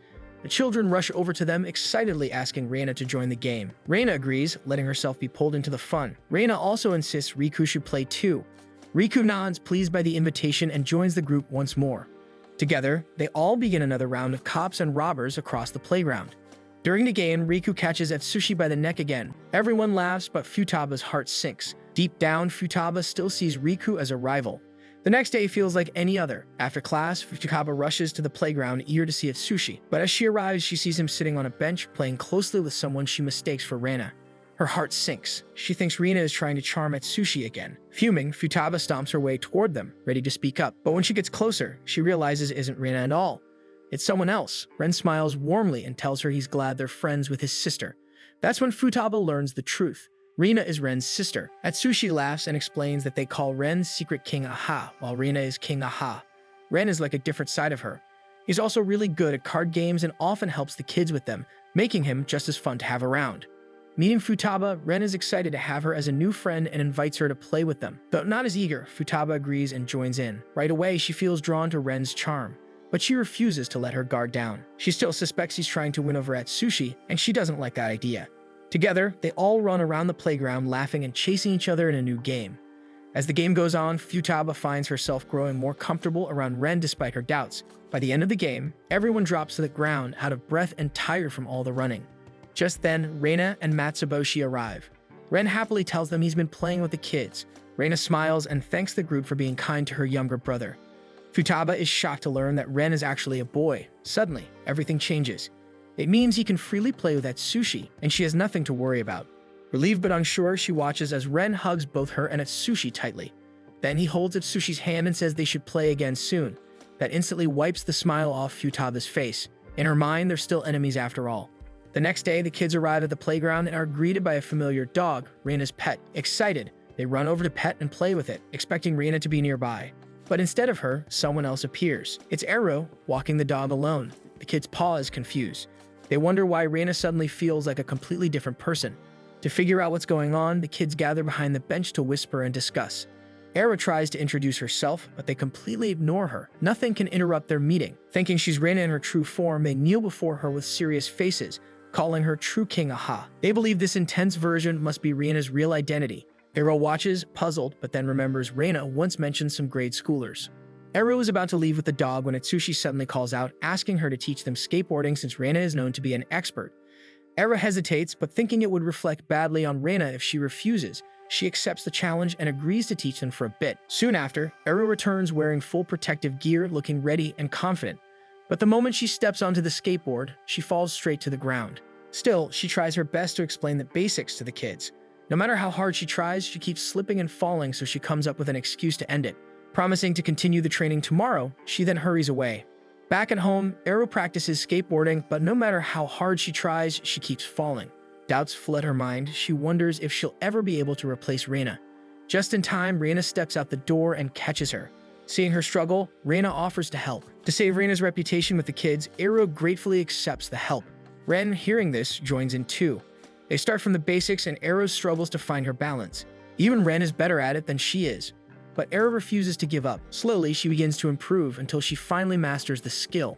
The next morning, Eru teaches the neighborhood kids how to skate, but as soon as she finishes, they eagerly ask her to teach them something new, Cat's Cradle. Futaba walks toward the playground, excited. She overhears the boys talking about trying Cat's Cradle today, and she's determined to join them, even planning to show off her skills to impress them. But when she arrives, she's surprised to find someone already teaching them how to play. To her shock, it's Eru, whom she mistakenly thought was Reina. She calls out to her and Eru responds, but the moment Futaba takes a closer look, she instantly realizes it's not Reina at all. Eru invites her to join the game. Though Futaba is hesitant at first, she watches Eru demonstrate the technique. But then she runs off, telling them she can do it herself. Futaba struggles with the cat's cradle techniques, feeling hopeless as she sits on a nearby bench. Eru approaches and sits down in front of her, offering to teach her the right way. Futaba tries to resist, but she eventually gives in. Eru guides her, explaining each step. After a few tries, Futaba finally gets it right. Encouraged by her success, Eru suggests they move on to more complex techniques. Futaba agrees, and the two spend the rest of the day practicing different cat's cradle tricks. The next day, Futaba walks the playground as usual, quietly hoping to see Eru again. Sure enough, she spots her sitting on a bench practicing cat's cradle with a book of techniques beside her. Futaba sits next to her. She knows Eru isn't Reina, and she wants to know her real name. Eru hesitates, thinking Futaba might be disappointed because she can't live up to her sister. But Futaba sees it differently. She believes they're two different people, and there's no need to compare. Feeling reassured, Eru introduces herself properly. Futaba returns the gesture warmly, and from that moment, they begin a new friendship. Soon, the kids ask Eru to teach them how to jump rope, and she agrees. But moments later, they all end up tangled in the very rope they're supposed to be jumping with. When Futaba sees Eru and Atsushi wrapped up together in the same rope, her eyes flash with irritation. The next morning, Eru and Ren wake up to find breakfast already prepared. Their lunches are packed neatly, ready for school, and their uniforms are laid out too. Reina calmly waits for them at the table. Eru tries to stop her from doing too much, but Reina still walks over with a comb and begins fixing Eru's messy hair. As Eru and Ren walk to school together, they talk about how good of a sister Reina is. They both feel grateful and want to find a way to show her how much they appreciate her. Eru decides she wants to prove her independence, hoping Reina won't have to worry about her. That afternoon, Eru and Reina meet up with Matsuboshi. Eru doesn't really like him, but Ren invited him, thinking he might know what kind of gift would make Reina happy. When Matsuboshi hears their plan, he dramatically assumes they're forming a blood compact as a family by showing gratitude. Eru mentions that it should be a family-only matter, which only fuels Matsuboshi's wild imagination further. She clearly doesn't want his help, but Ren believes Reina would appreciate the gesture more if Matsuboshi gets involved too. Eru reluctantly agrees. After shopping, they walk home together with bags full of items they bought. Matsuboshi carries the bags, but Eru steals it from him, wanting to prove she's independent. Ren, however, insists Matsuboshi should carry them instead, thinking it would be more helpful. The two argue over the bag until it tears, spilling the contents all over the ground. Frustrated, Ren stomps off, leaving them behind. Matsuboshi begins picking up the scattered items one by one, while Eru quietly apologizes. She admits she's jealous of him because Reina seems to favor him most. Matsuboshi pauses, then reassures her. He tells her she doesn't need to replace anyone. His words sink in, and Eru remembers something similar Futaba once said. Arriving home, Reina waits in front of the house, puzzled as to why Ren isn't with them. When Eru realizes Ren hasn't returned yet, panic quickly sets in. A wave of guilt washes over her, thinking Ren ran away because of their argument. At the same time, Riku happens to spot Ren walking alone along the street. It's getting late, and she finds it odd for him to be out at this hour. Thinking he might have run away from home, Riku decides she should bring him back. It would surely win Rina's trust. But approaching him suddenly could seem creepy or suspicious, so she decides to keep a close distance instead. Quietly, she follows him from behind, unsure of what to do next. Sensing someone is following him, Ren turns around and spots Riku. With no other option, Riku reveals herself. The moment Ren sees her, he bursts into tears. Gently, Riku leads him to a nearby cafe so they can talk. Ren explains everything that happened. Riku listens, unsure of what to say. She admits she always thought Ren was Rina's only sibling. This makes Ren pause. Could it be that Eru just wanted to spend time with Ren alone? Riku encourages him to apologize and make things right. Her words bring relief to Ren, who smiles and gives her a tight hug in thanks. Feeling lighter, Ren grabs the bag of goods and dashes out of the cafe, eager to head home and fix everything. Riku watches him go, quietly rooting for him. Ren walks toward their house and night has already fallen by the time he gets close. As he approaches, he sees Eru standing outside, clearly waiting for him. Without hesitation, he runs to her and wraps her in a warm, tearful hug. He apologizes, crying with relief and joy. Through the conversation, they realize that everything they've done stems from the same place, their love and devotion to Reina, the sister they both treasure. Unbeknownst to them, Reina and Matsuboshi quietly watch from nearby, admiring the heartfelt view. The next day, Reina and Eru prepare breakfast for Reina, just like how she usually does for them. This time, though, Reina gets to sit and enjoy a meal made especially for her, filled with all her favorite dishes. The two proudly watch as she eats, satisfied with their effort. Eru expresses that now they're learning to do things on their own, Reina should take more time for herself. Still, Eru admits she has a lot of growing up to do and may need Reina's help sometimes, but she hopes Reina can rely on them too. Smiling, she presents the lunch she packed for Reina. Touched, Reina hugs both her siblings tightly. Meanwhile, a small pudding is placed in front of Eru. At first, she's puzzled by it, until Ren explains it's a thank you gift for her as well. She is also his big sister. Eru, moved by his gesture, pulls Ren into a warm hug and they both laugh. That morning, Tubaru announces the details of their upcoming class trip. Each student will form a group of 5 to plan their activities together. Excitement stirs in the room, and Matsuboshi can't help but look forward to it. His eyes wander to Reina, who's visibly ecstatic. Watching her smile, he realizes she probably sees this school trip as a rare escape from both academics and home responsibilities. Meanwhile, Riku grows anxious. It's the first time they have to form their own groups, and she knows she hasn't been in class long. Though she's grown close to a few classmates, the idea still rattles her. A hopeful smile flickers across her face when she thinks of her newfound friends, but her heart sinks as she starts counting. There are 6 of them, and only 5 can be in a group. This means someone will have to be left out, and of the 6, she is the newest. Logic tells her the odds aren't in her favor. Riku is already imagining the awkward possibility of spending the trip with classmates she doesn't know well. The thought makes her uneasy. But then she overhears Ishikawa talking to Matsuboshi, casually mentioning that he chose to join another group. It's clearly his way of making sure no one in their circle gets left out. He even winks at Riku after saying it, and her heart floods with gratitude. Later, their group gathers to discuss plans for the trip. When they realize Ishikawa isn't part of their 5, they immediately call Riku over. She lights up and hurries to join them, happy to be included. But as she takes her place, Hanako's eyes drift toward Ishikawa, now chatting with his new group. A hint of sadness lingers in her gaze. Hanako remembers the quiet moment she shared with Ishikawa earlier. He had already anticipated the issue with the group, 6 friends needing to split into 5. Calmly, he decided he would be the one to step away, knowing he had other friends to join. He made it seem casual, but Hanako noticed how Ishikawa tended to joke when something weighed on him. During that conversation, he confessed that after sharing a room with Matsuboshi during a previous vacation, he came to a quiet realization. He believed Matsuboshi and Rina would be better off without his presence. So for this trip, he asked Hanako to look after the two in his absence. Now shifting to the present, Hanako is assigned to be the task leader for their school trip. With this, she gathers the group and asks each member for their suggested destinations. Hanako is the first to share her idea. She suggests Yonryu Cuteland, a place with cute characters and colorful attractions. Mitsuki then opens a magazine she brought along and points to a page featuring a sweets-themed location. Both Riku and Reina politely pass for now, admitting they don't have any specific place in mind yet. When it's Matsuboshi's turn, he takes a moment to think. One place quickly comes to mind, Tokyo Dennisisi. It's a well-known destination, but that's not the only reason he chooses it. He remembers a day when he and Reina passed by a poster of Dennisisi. She had looked at it with fascination and softly said she wanted to visit it someday. That small moment stayed with him. As soon as he suggests it, the group lights up with excitement. Reina, meanwhile, turns red, clearly flustered by the thoughtfulness behind Matsuboshi's suggestion. With everyone in agreement, they settle on Dennisisi as their destination. When the day of the trip arrives, the group boards the plane with excitement. Matsuboshi finds himself seated beside Reina. It isn't Reina's first time flying, but for Matsuboshi, it's a brand new experience. Seated in front of them is Ishikawa, already hyped for the flight. Unlike him, Matsuboshi can't stop thinking about the dangers of flying. His mind spirals into every unlikely scenario possible. As the plane begins to move, Matsuboshi starts to visibly tremble. Without saying a word, she gently reaches for his hand to offer comfort.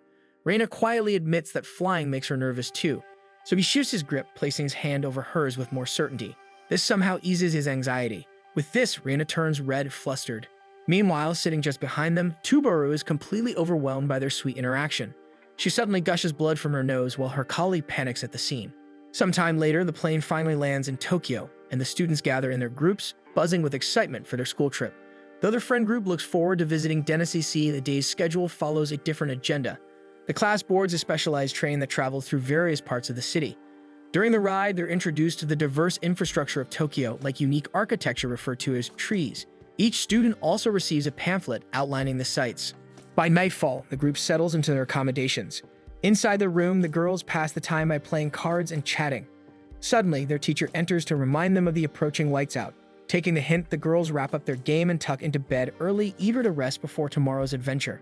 As lights out approaches, Reina, Hanako, and Mitsuki keep talking, whispering about how quickly the day passed. Just then, Reina's phone buzzes.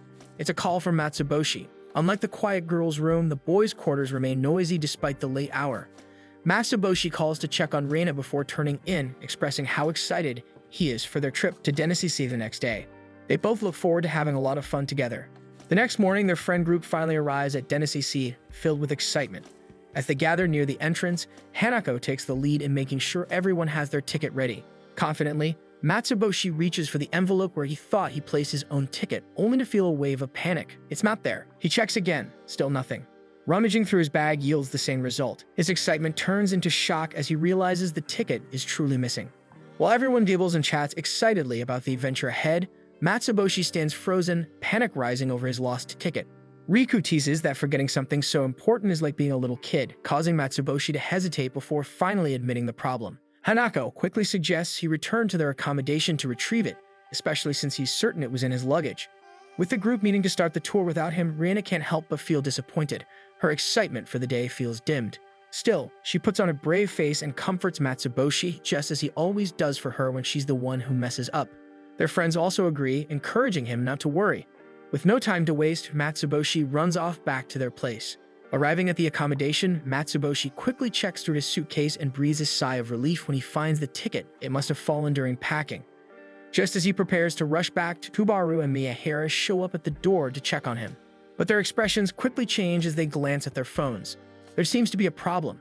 Meanwhile, the girls are already making the most of their time at Dennisisi. They try on colorful headdresses, eat sweet treats, hop on thrilling rides, and explore the vibrant attractions.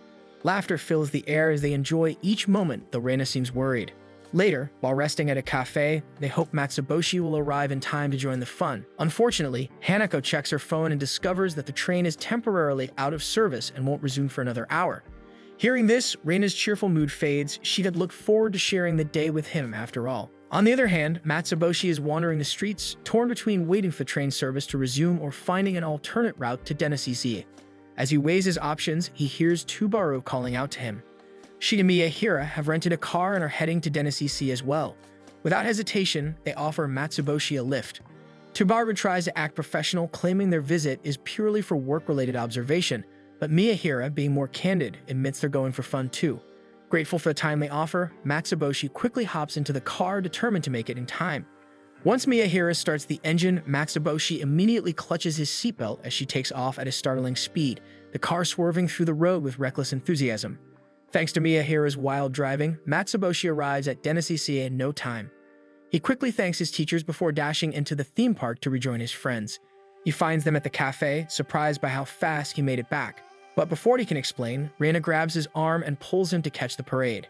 They run through the crowd, leaving the others behind. Reina, eager to make the most of their time, leads Matsuboshi down the shortest path she can find to catch up with the parade. That day, Reina and Matsuboshi spend every moment together, riding attractions, taking pictures, trying out snacks, sightseeing, and just having fun. Time slips away quickly, and soon it's time to leave. On the train ride back to their accommodation, Riku, Hanako, and Mitsuki chat about their day, glancing at Reina and Matsuboshi, who are asleep side by side. It's clear to everyone that the two must have had an unforgettable time together too. The following day, Ishikawa eagerly asks about what happened at Denisizi. Hanako recounts the day's events, and as she talks, Ishikawa listens intently. However, seeing Matsuboshi and Reina together, he ends with a quiet remark he could never compete with Reina. Hearing this, Hanako feels a pang of sympathy for him. Soon enough, the class trip comes to an end, and everyone heads back home. At the Aharon residence, Eru and Ren are playing a video game together in the living room. Ren keeps losing to Eru, who has been practicing the game, so when Ren suggests switching to a new one, she quickly declines. Their conversation is cut short when Reina walks through the door. She hands them oddly shaped keychains as souvenirs, but the sisters exchange looks of confusion, unsure what to make of the strange design. Meanwhile, Matsuboshi also arrives at his home and is greeted energetically by his younger sister, who seems unusually cheerful. She is being especially attentive to him, even offering to massage his back, but her kindness isn't for free. Her true motives come out when she realizes he still hasn't mentioned bringing back a souvenir. To clear her doubts, Matsuboshi's sister decides to ask him directly about the souvenir. As expected, Matsuboshi forgot to give it to her, but assures her he definitely bought one. When he shows it to her, it turns out to be the same odd-looking keychain Reina gave to her sisters. Her expression drops, but Matsuboshi quickly realizes the mistake and pulls out the actual gift, a soft, adorable stuffed toy. The keychain was his own souvenir, not hers. Upon seeing the stuffed toy, her face lights up with surprise. She didn't expect Matsuboshi to pick something so perfectly suited to her taste. Unsure how to express her feelings, she bolts to her room, shuts the door, and admires the stuffed toy alone. In the quiet of her room, she silently thanks her brother for thinking of her. Meanwhile, Matsuboshi sits alone in his room, staring at the pile of impulsive purchases he made during the trip, not really sure why he bought any of them. Back in class, the group can't stop talking about their experiences at Denisizi. Riku, however, remains quiet, her thoughts stuck on the remark she made when Matsuboshi lost his ticket. She worries he might still be upset with her. Wanting to apologize, she gathers her courage to face him, but the moment she turns to speak, panic takes over. She runs out, unaware that Matsuboshi only wanted to ask her for photos from the trip. In the comfort room, Mitsuki finds Riku still visibly troubled. She gently advises that if Riku is truly that worried, then apologizing might help ease her mind. Taking her words to heart, Riku returns to class and bravely faces Matsuboshi. With tears welling in her eyes, she apologizes sincerely, though Matsuboshi looks confused at first, not understanding what she's referring to. After Riku explains everything, Matsuboshi simply admits he has already forgotten about it. Riku, now more emotional, thinks to herself that everyone in their group must be saints, and she's the only one who feels guilty over such a small thing. That day, Matsuboshi is quietly walking alone when he bumps into Ren, who's looking at a display of keychains. Ren says he's picking out a gift for Reina's upcoming birthday. This surprises Matsuboshi. Reina never mentioned it, but now he knows her birthday is soon. The idea of surprising her with a present excites him. Back in class, Matsuboshi tries to figure out what kind of gift Reina might like, but asking her directly feels awkward, so he decides to ask other girls what they want as a gift. Unfortunately, this plan backfires. When he asks Mitsuki, she instantly assumes he's hitting on her and trying to cheat on Reina, so she runs off in a panic. Then, when he casually questions Riku about her preferences, she overthinks his motives. She assumes he's trying to find out her weaknesses to blackmail or trap her, and she also runs away. Matsuboshi is left even more confused than when he started. After all the unexpected reactions from the girls, Matsuboshi decides to do his investigation alone without asking anyone else for help. While walking home, Reina clings to Matsuboshi's arm while he keeps a straight face. His mind is still racing, trying to think of the perfect gift for her birthday. With the days passing by so quickly, he's starting to feel anxious and pressured. Just then, Reina's eyes light up as she spots a taiyaki stall nearby. Matsuboshi watches her closely and suddenly assumes she might be interested in stocks, maybe even planning to invest and increase her profits. The thought stresses him out. He begins to overthink the risks and complications. With his hands shaking nervously, he looks at Reina for answers. But to his surprise, she simply offers him a fish-shaped bread she just bought. It turns out things aren't as complicated as he imagined. Reina simply wanted to eat. She happily shares half of her taiyaki with Matsuboshi. Reina had long noticed a change in Matsuboshi's behavior. Thinking he might be going through something, she gently offers to listen. Left with no other option, Matsuboshi finally opens up and admits he's been struggling to pick out the perfect gift for her birthday. Although Reina never expected a present, she's touched by his sincerity, especially since she never even mentioned her birthday to him in the first place. When her birthday finally arrives, Reina has only one wish: to celebrate with friends. Wanting to make it special, Matsuboshi gathers everyone close to her and throws a small party. Surrounded by the people she cares about, Reina realizes how rare and special this birthday truly is. Even though Reina insists she doesn't want a birthday present, Matsuboshi still gets her one, a life-size doll of himself. Reina seems to like it too. But before they can talk more about it, their friends launch another burst of confetti, this time to celebrate Matsuboshi's birthday as well. As it turns out, the two of them share the same birthday. Without realizing it, they each plan a birthday party for the other, much to everyone's amusement and delight. Now it's Reina's turn to give her gift. She shyly pulls out a box wrapped with a red ribbon and hands it to Matsuboshi.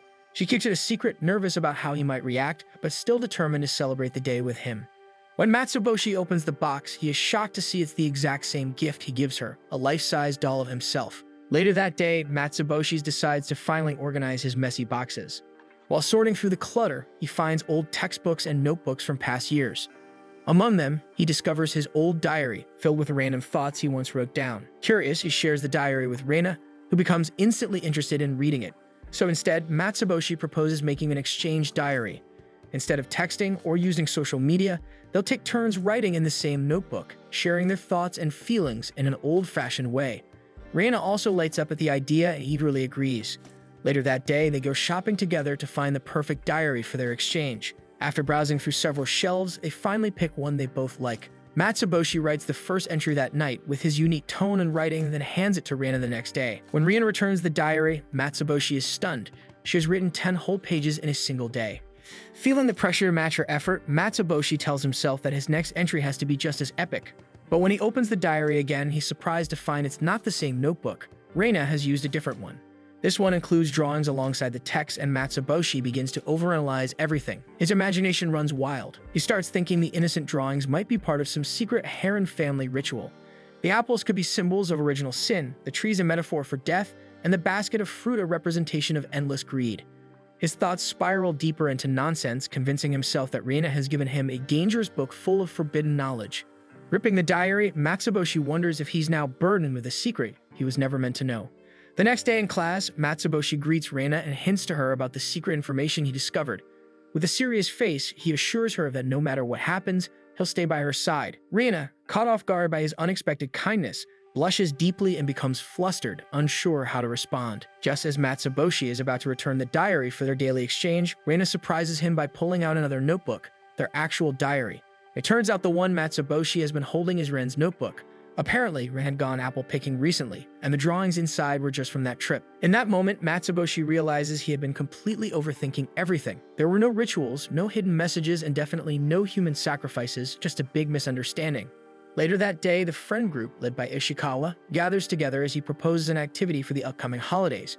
They're planning a group Christmas party, but Matsuboshi speaks out, hoping he and Reina can spend Christmas alone since they'll be their first together. Though flustered by the way he says it, Reina agrees. She wants to spend the holidays with him too. Their friends are understanding and give their blessings, letting the two plan something special. That day, Matsuboshi and Reina search online for the perfect Christmas date spot. They even flip through magazines looking for romantic recommendations. That night, back at home, Reina seems a bit restless as she prepares for Christmas. She tries on several outfits in front of the mirror, wondering what would be best. But after some time, she simply stares at herself and decides she'll just be herself this Christmas. The next day, Matsuboshi waits excitedly for Reina when she suddenly calls out to him from behind. She's wearing a cozy winter outfit and has even changed her hairstyle, which instantly catches his attention. Matsuboshi can't help but compliment how beautiful she looks. They head to the place they planned together, a festive plaza with a towering Christmas tree glowing in the center. The lights sprinkle and snow fills the air, but despite the magical view, Reina seems a little off. She looks tired and isn't as cheerful as usual. Concerned, Matsuboshi looks at her closely and gently holds her face. Reina closes her eyes, thinking he's about to kiss her, but instead he places his hand on her forehead. Just as he suspected, she has a fever. Matsuboshi's expression turns serious as he realizes Reina is sick and needs to take care of her first. Because of Reina's condition, the two decide to head home.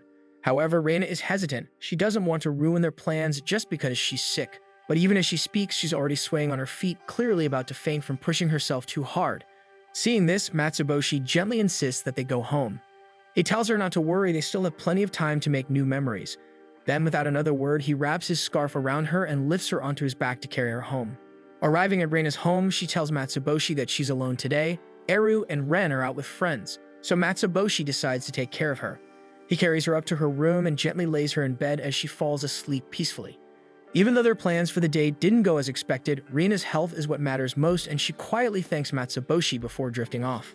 As he looks around her room, Matsuboshi's eyes land on a piece of paper on her desk. It's a flyer from a college.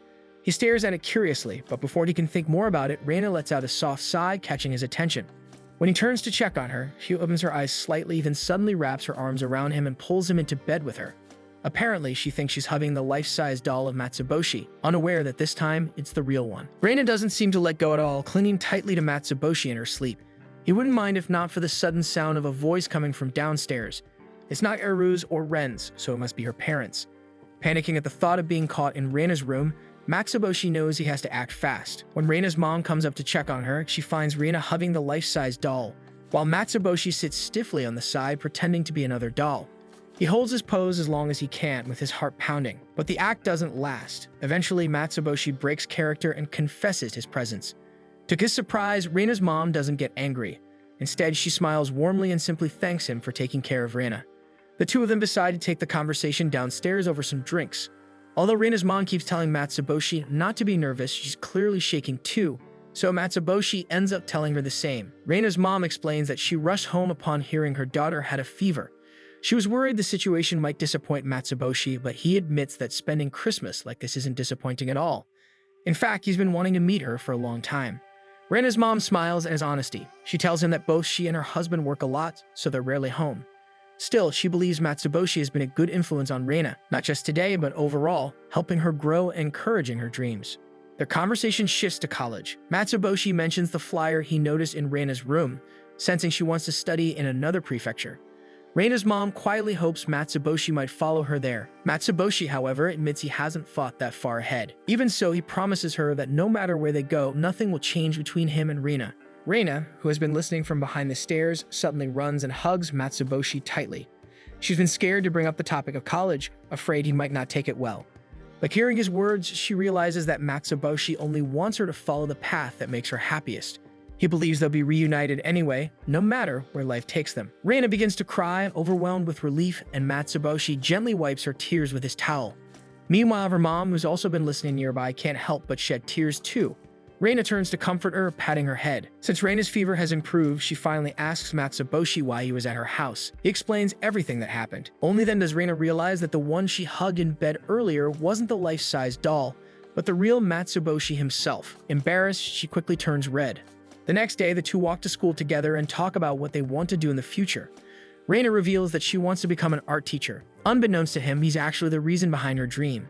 Back when they started exchanging diaries, Matsuboshi encouraged her to teach something she loves. He believed that doing so would help her enjoy her work and build her confidence. Without realizing it, Matsuboshi helped Reina discover what she truly wants for herself.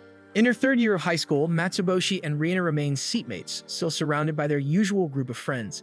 With a fresh school year ahead, they'd vow to make it count. A new face enters the classroom, Henzin, their new homeroom teacher. It's her first year on the job, and she's noticeably younger than their former teacher, Tubaru. Still, she is fueled by a lifelong dream of becoming a teacher, and because of this, her optimism clashes with the class's usual dull and uninterested vibe. Before starting, Henzin recalls a warning from Tubaru to be cautious of Matsuboshi and Reina, whose so-called esteem once drove her to a nosebleed. Misunderstanding the warning, Henzin assumes the pair is physically violent toward teachers.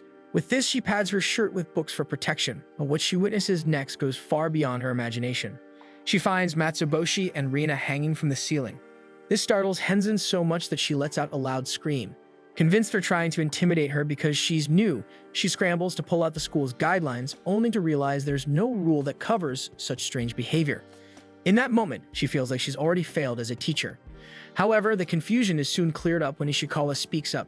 Reina can't see the blackboard properly because Higa, a large student, is seated right in front of her, blocking her view. Reina, being small, has no other option. Matsuboshi backs up this claim, and Henzin is visibly relieved to learn the true reason behind the odd scene. With this, the class suggests redoing the seating chart to fix the issue, and Henzin eagerly agrees. To everyone's surprise, Matsuboshi and Reina still end up seated next to each other. Henzin can only sigh in quiet protest. Later that evening, Henzin meets with Tubaru and Miyahira for dinner. Frustrated by the day's events, she begins to question if she's truly cut out to be a teacher.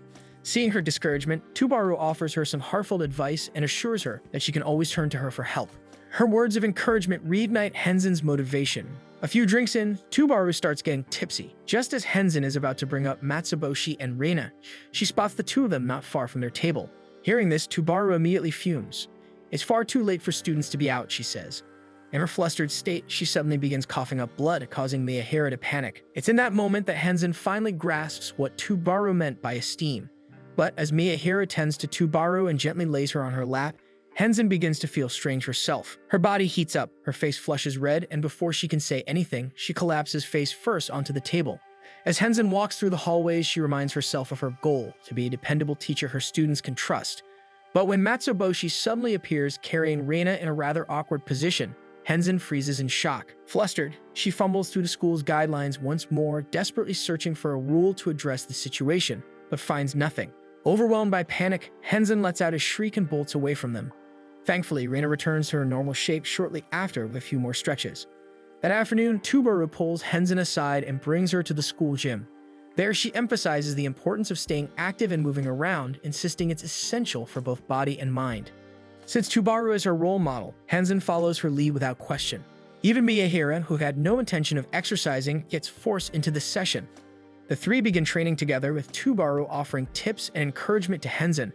Before long, they're all completely worn out from the workout. As they rest, Miyahira, exhausted, lies down with her head in Tubaru's lap while Tubaru gently helps her drink water. Tubaru starts sharing more advice with Henzen, but she isn't listening. Instead, Henzen finds herself captivated by the sight in front of her, feeling something strange stir inside her. Henzen's thoughts are interrupted when Mitsuki approaches her.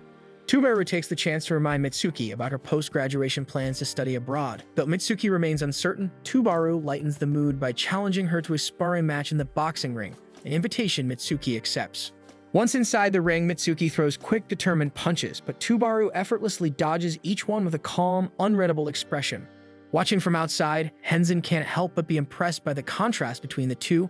Tubaru casually explains that her reflexes were honed for the exhausting daily scenario of surviving Matsuboshi and Reina's esteem during the previous school year. As Mitsuki begins to falter in the ring, Tubaru calls out her hesitation. She tells Mitsuki that if she continues to doubt herself, she might not be ready to go abroad at all. Just then, Riku enters the gym and enthusiastically cheers for Mitsuki. Hearing her voice throws Tubaru off guard. She suddenly recalls how close Mitsuki and Riku have grown. In that moment, Tubaru realizes the root of Mitsuki's doubts, the fear of being separated from her friends. The thought of long-distance friendships weighs heavily on her. As Tubaru reflects on this, the overwhelming emotion triggers a powerful surge of esteem. Tubaru doesn't even need to be hit. Her nose begins to bleed and she dramatically passes out in the ring, defeated by sheer sentiment. Their sparring ends with Tubaru collapsed on the floor and Henzen rushes over to check on her while Riku quickly embraces Mitsuki. Witnessing the scene, Henzen once again feels the heat of esteem rising within her. Afraid her students might see her lose composure, she hides her face in embarrassment. The following day, the class begins their one-on-one career path consultations. Henzen sits at her desk. To her surprise, the first student to approach is Mitsuki, who suddenly drops down from the ceiling. Unlike Matsuboshi and Reina, who are more infamous for causing Tubaru's nosebleeds with their chemistry, Mitsuki has more tendency of being violent, so Henzen keeps her guard up. As Henzen pulls out her file, she discovers that Mitsuki is actually considering a degree in beauty overseas. Despite this, Mitsuki's face is clouded with uncertainty. She's torn between attending a beauty school or pursuing sports instead. Henzen listens carefully and agrees that while she received multiple scholarship offers in sports, and it would certainly make others proud, the choice must come from Mitsuki herself. She needs to know what she really wants. At that moment, Mitsuki recalls a childhood memory, and for a while, everything becomes clearer. She finally makes her decision. Seeing this, Henzen offers a gentle piece of advice about the reality of being far from friends and how that distance doesn't lessen their bond. Her words seem to work as Mitsuki ease her doubts. Just when Henzen begins to feel proud of herself for finally doing something right, she sees Mitsuki walk out of the room in tears. Reina quickly comforts her with a soft pat on the head, and that's when Henzen loses her composure. The overwhelming wave of esteem hits her hard. She keeps telling herself to stay strong, but when Hanako, the next student in line, glances at her with concern, it's already too late. Henzen has collapsed face first on her desk, blood pouring from her nose. The next day, Mitsuki wakes up early, goes out for a run, takes a quick bath, and gets ready to head out. Meanwhile, on the way to school, Matsuboshi calls out to Reina and is greeted by her usual arm embrace. However, he suddenly senses something strange, an intense pressure, almost like bloodlust, lurking nearby. While deep in thought, trying to figure out where it's coming from, Mitsuki suddenly pops out from behind, startling him so much that he jumps in shock. As the three start talking, out of nowhere, Mitsuki is hit by a sudden upper kick. Thankfully, her quick reflexes and martial arts skills kick in, and she manages to block the attack just in time. She quickly recognizes the attacker. It's Aragaki, the opponent she defeated during her last martial arts match. Ever since that loss, Aragaki has been training relentlessly, driven by the goal of beating Mitsuki in a rematch. Unfortunately for her, Mitsuki has decided not to join the tournament this year. Confused and frustrated, Aragaki demands an explanation. Mitsuki calmly tells her that martial arts is simply something she no longer wants to pursue. But Aragaki refuses to believe it. She assumes Mitsuki must be shifting to another sport, yet she denies that as well. Overwhelmed, Aragaki falls to the ground in tears. She can't understand how someone with Mitsuki's raw talent could walk away from martial arts so easily. Refusing to accept her decision, Aragaki challenges her to one final match and sets an ultimatum. If Mitsuki wins, she must continue practicing and competing in martial arts. But if she loses, she is free to quit martial arts and chase any path she desires. So they proceed with their battle. Just as it begins, Mitsuki collapses to the ground. Aragaki immediately realizes she's throwing the match on purpose, hoping to secure her freedom. Mitsuki tries to hide her intentions by praising how much stronger Aragaki has become through his training. Then, she confesses something unexpected. She was actually one of the reasons she chose to quit. After winning last year's match, she knew Aragaki would only grow stronger. Meanwhile, no matter how hard she trained, she got plateau. In search of a breakthrough, she tried other sports, but nothing seemed to work. Although Aragaki doesn't seem to believe her, she continues throwing punches at Mitsuki. She defends herself, insisting that she only wants to chase her true dream. Her determination to quit martial arts and do what she loves infuriates Aragaki, and the fight grows more intense as Mitsuki slowly starts fighting back. Aragaki's dream has always been to defeat Mitsuki, and now that goal is slipping away. In the middle of the clash, Mitsuki has a sudden flashback. Back when they were kids, she and Reina were very close. Reina once pinned up Mitsuki's hair for her, a simple gesture that bonded them. Wanting to return the favor, Mitsuki learned different hairstyles from her mother so she could do Reina's hair too. One day, after Reina fell into the bushes and got her hair tangled, Mitsuki volunteered to fix it. The results were amazing. Reina hugged her in gratitude, and soon everyone in class began admiring Reina's hairstyle. Mitsuki's talent was recognized, and many classmates started asking her to style their hair like Reina's. That day, when Mitsuki went home, she told her mom that she wanted to become a beautician. Although she was unsure back then, her mother encouraged her, saying that if she kept chasing it, her dream would eventually come true. Back in the present, just as Aragaki is about to throw a powerful punch to finish the fight, she's stunned. Mitsuki counters her attack with precision. She keeps fighting while firmly explaining that dreams are something you chase for yourself, not something you force or pin down onto others. With one swift kick, Aragaki falls and Matsuboshi and Reina watch in awe. Mitsuki declares her intention to continue martial arts, not as a career, but because she still enjoys it. She plans to keep training while pursuing a different path. Hearing this, Aragaki beams with joy and rushes off, eager to train for their next rematch. The intense match helps Mitsuki clear her thoughts, but as soon as Aragaki leaves, her body gives out from exhaustion. Thankfully, Reina lets her rest on her lap and gently fixes her disheveled hair. In return, Mitsuki silently promises to style Reina's hair on her wedding day.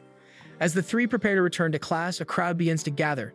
Students from various sports, each eager to challenge Mitsuki next. Overwhelmed and with extreme panic setting in, she bolts out, sprinting away from the crowd in frantic escape. In the morning, Reina busies herself preparing lunch with Ero when Ren suddenly greets them with a cheerful song. Ren explains that they're preparing for the upcoming school musical, and everyone is encouraged to practice more. In response, Reina playfully sings her next sentence. To everyone's surprise, her voice is stunning. Ero and Ren are left in awe, clapping excitedly and urging her to sing more. Later that morning, class begins as usual. Matsuboshi arrives just in time and casually greets Riku. Moments later, Reina walks in, but instead of speaking normally, she sings her greeting in a lively, theatrical tone. Matsuboshi freezes, visibly stunned, caught off guard by her sudden shift into musical flair. He silently wonders what has sparked this unusual behavior. Matsuboshi thinks it over and concludes that musicals are actually an old-fashioned way to express one's emotions openly. With that, he starts to believe Reina might be using this style to express her feelings for him. But as he watches her sing and add light dance movements, he feels drawn in. Unable to resist, he decides to join her. Matsuboshi stands up, responds to Reina's musical greeting with a cheerful tune of his own, and adds playful dance steps to match. Seeing Reina turn red at his performance, he thinks that turning the day into a musical might actually be the perfect idea. When Ishikawa and Hanako arrive, Matsuboshi and Reina greet them in song and dance, still fully immersed in the act. Amused and curious, Ishikawa and Hanako decide to join in. Just in time, Mitsuki arrives and is completely stunned by the unusual scene unfolding in the classroom. Matsuboshi and Reina greet her in a cheerful, melodic tone, prompting Mitsuki, though unsure at first, to respond in a way that matches their musical rhythm. Meanwhile, Riku, watching from his seat, is utterly baffled by what everyone is doing and silently decides she should just keep her distance at the moment.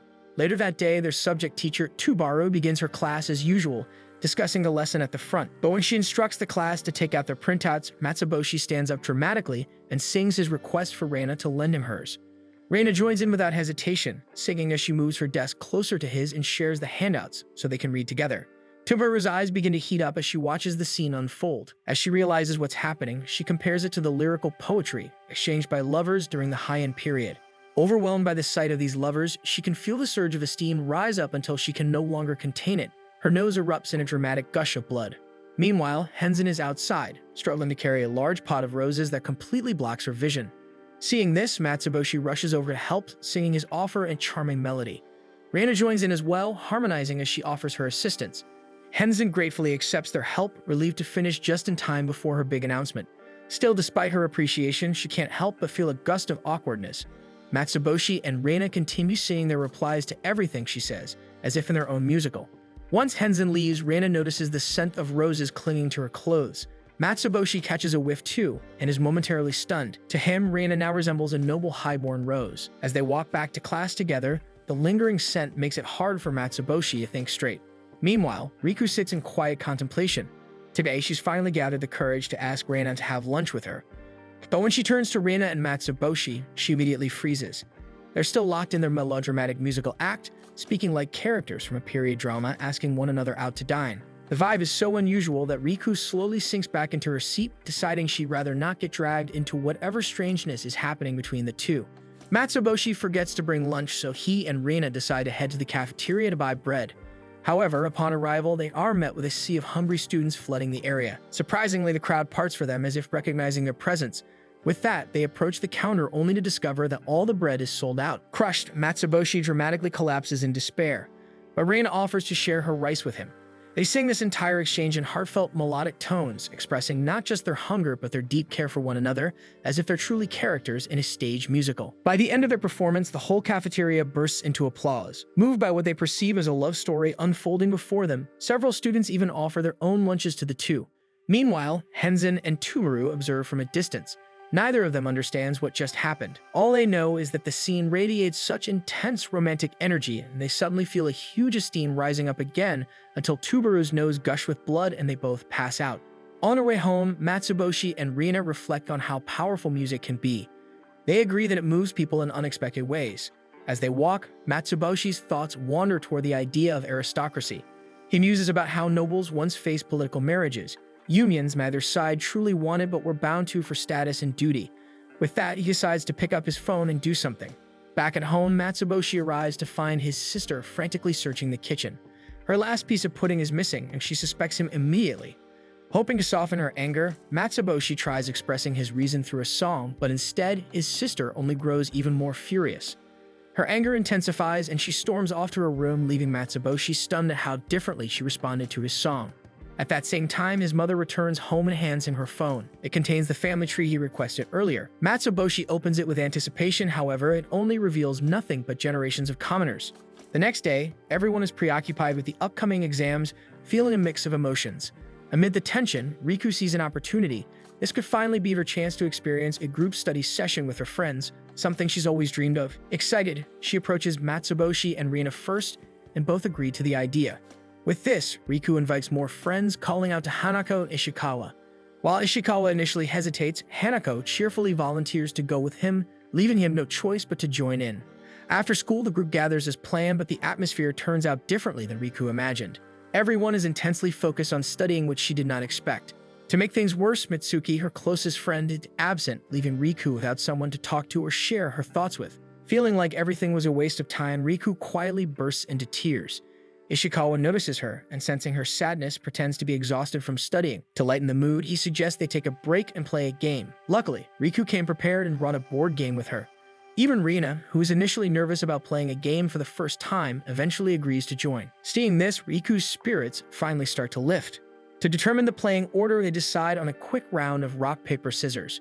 Hanako wins and goes first, landing on a lucky block in the game. Ishikawa follows, but his turn doesn't go as well. He loses a large amount of in-game money. Matsuboshi helps guide Riina, who surprisingly picks up the game quickly and even gets lucky on her first spin. Matsuboshi, on the other hand, isn't as fortunate. Riku finally gets her turn but ends up unlucky as well. As the game progresses, the players transition to the latter part of the board where they begin receiving job cards.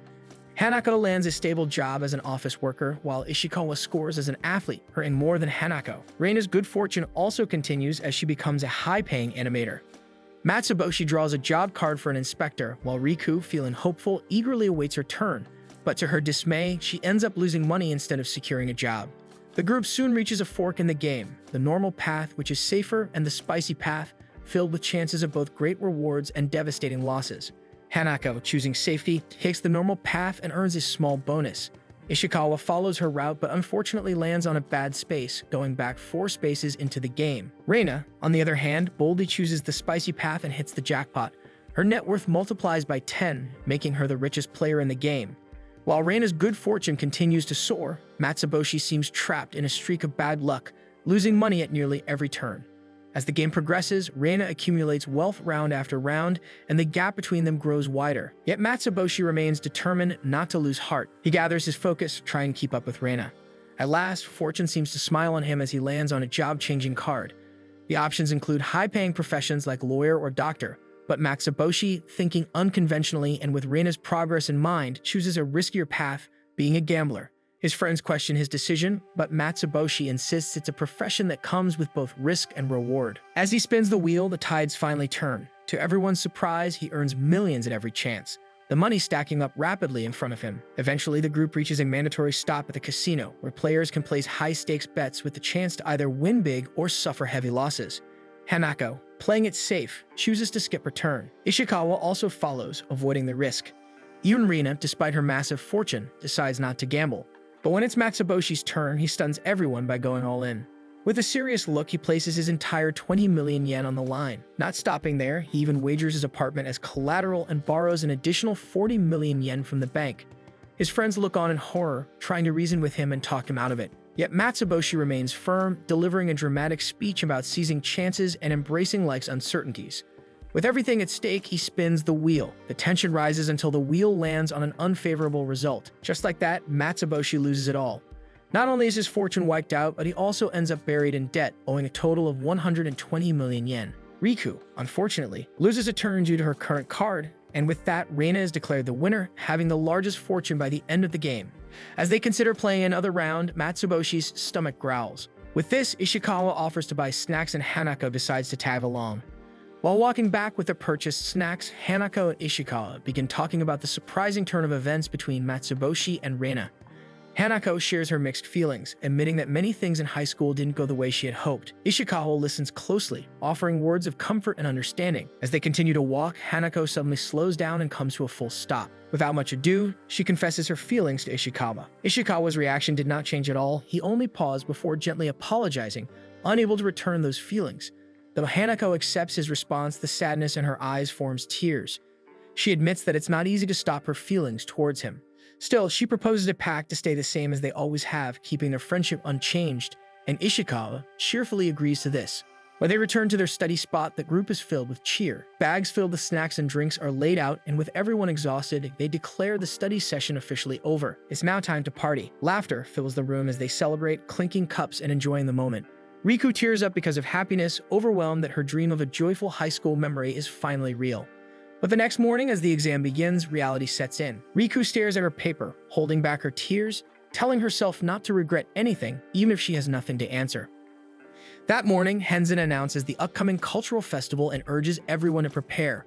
While thinking about it, Matsuboshi is interrupted by Reina, who hands him their daily diary exchange. On her walk home, Matsuboshi recalls the career path survey due next week, prompting Reina to ask about his future plans. However, Matsuboshi simply says he wants to support Reina in whatever she chooses, without much thought for his own path. While this sentiment warms Reina's heart, it also makes her wonder. Matsuboshi always says things like that, but deep down, what dream does he truly hold for himself? The question lingers in Matsuboshi's mind, and the next day, he still finds himself thinking about it. Trying to lift his spirits, he decides to reconnect with his roots. He digs out his old kindergarten album, hoping to rediscover his forgotten aspirations. With newfound determination, he shares his idea with Reina. He wants to revisit his childhood dreams to see if any of them still spark joy or inspiration. Reina agrees to help him out, and together they flip through the pages of the old notebook until Matsuboshi finds his childhood list. The first dream is to become a baker, so he gives it a shot and bakes a cake, but the result is far from perfect. Next, he tries being a manga artist, sketching cute characters, but even that fails to spark any excitement within him. Determined, he moves on to calligraphy, then tries his hand at being a makeup artist, and even went beyond as a deep-sea diver. But despite all their efforts and enthusiasm, nothing feels right. Discouraged, Matsuboshi ends up sulking in a quiet corner. Reina soon approaches, carrying 2 drinks. They sit together in silence for a while before Matsuboshi shares his frustration, fearing that maybe there's nothing waiting for him. Reina, however, offers him comforting words. She reminds him that it was him who helped her realize her own dreams, so he should not be discouraged. Reina looks up to Matsuboshi, admiring how considerate, kind, and supportive he always is. His presence in her life has guided her through uncertain moments, and because of this, she dreams of becoming a teacher, someone who can be just like him. With all the ways Matsuboshi has helped her, Reina hopes he won't give up on himself so easily. Later that day, back in class, Hanako, who's leading their cultural festival preparations, announces the chosen activity, a chic cafe. With the concept decided, the next step is dividing responsibilities. For cooking and desserts, Reina volunteers. For costumes, Reina also knows how. When interior decorations come up, Reina is chosen once again. Matsuboshi quietly observes her take on each role with confidence and grace. Seeing Reina so sure and capable makes him admire her even more. However, the class can't rely on Reina for everything. Hanako then makes a bold suggestion. Reina should become the director of their cafe project. This way, she could oversee the entire operation rather than shoulder every task. Reina hesitates at first, unsure if she's ready for the responsibility. But Matsuboshi sees the opportunity as a perfect stepping stone. If she wants to be a teacher one day, then leading the class now is a meaningful start. Their classmates agree, offering their encouragement and support, which helps lift her spirits. Matsuboshi tells her to follow her heart. After taking a moment to reflect, Reina finally accepts the role and everyone cheers her on, ready to help however they can. As preparations begin, the classroom fills with energy and movement. Reina throws herself into the work, organizing tasks and checking on everyone. Matsuboshi watches her from a distance, quietly admiring her. Yet deep down, a quiet uncertainty lingers. While Reina is clearly finding her path, he wonders what lies ahead for him. Throughout the day, everyone keeps approaching Reina for comments and suggestions, making her even busier as time goes on. More and more classmates gather around her, relying on her direction, and Matsuboshi finds himself unable to get close. He holds himself back from interrupting. Even during the cooking preparations, Reina effortlessly teaches Reiko how to make macarons, guiding her until she sees successful results. Watching from a distance, Matsuboshi can't help but admire her. Since the cafe decorations are still far from finished, the girls decide to work on them together while enjoying the macarons they made earlier. Riku freezes in amazement. It's like a rare girls' night out, but as she looks around, a wave of emotion hits her. High school might be ending soon. While everyone is focused on the decorations, Mitsuki brings up something she's quietly noticed. Matsuboshi and Reina haven't been spending as much time together lately. Some even wonder if there was a fight, but the truth is, they've all just been too busy. Despite this, they believe that once the cultural festival is over, things will return to how they used to be. Meanwhile, Matsuboshi, still working alone in the classroom despite the late hour, is interrupted by Ishikawa, who comments on how he and Reina haven't been walking home together lately. Matsuboshi admits he misses her, but he's also realized how much of his world revolves around her. Wanting to discover his own path, he chooses to keep his distance for now, hoping it will help him understand what he truly wants for the future. But Ishikawa disagrees, believing Matsuboshi can still figure out his career while keeping Reina close as a positive influence on him. That night, Matsuboshi is moved by Ishikawa's words and writes down his thoughts in their exchange diary. The next day, as he prepares to hand the diary to Reina, he sees how busy she is. Instead, he quietly slips it under his desk, deciding to give it to her when things calm down. That afternoon, Reina enters the classroom carrying a pile of boxes stacked so high that she can barely see in front of her. As she walks past the desks, she accidentally bumps into Matsuboshi's, causing the diary to fall to the floor from the impact. She picks it up, and upon opening it, her eyes widen as she reads the thoughts Matsuboshi had written the night before. Later that evening, with the cultural festival happening the next day, the class stays late to finish the remaining preparations. While working, Ishikawa and Matsuboshi chat quietly about the future that awaits them. With college approaching, they understand they will need to study more seriously than ever. Meanwhile, Riku grows emotional, not wanting any of it to end. But Reina tells them that tomorrow, after their class activity, there's something she wants to show everyone. Not long after, Matsuboshi finishes crafting the signage for their chic cafe. When he reveals it to the class, everyone is impressed. With that, the preparations are finally complete. Before heading home, Reina suggests taking a group photo to remember the moment, and everyone happily gathers for the picture. Just as they're about to part ways, Ishikawa proposes a bold idea, exploring the school at night. The suggestion sparks immediate interest from the group. One by one, they agree to join, and even Hanako, though hesitant at first, eventually follows.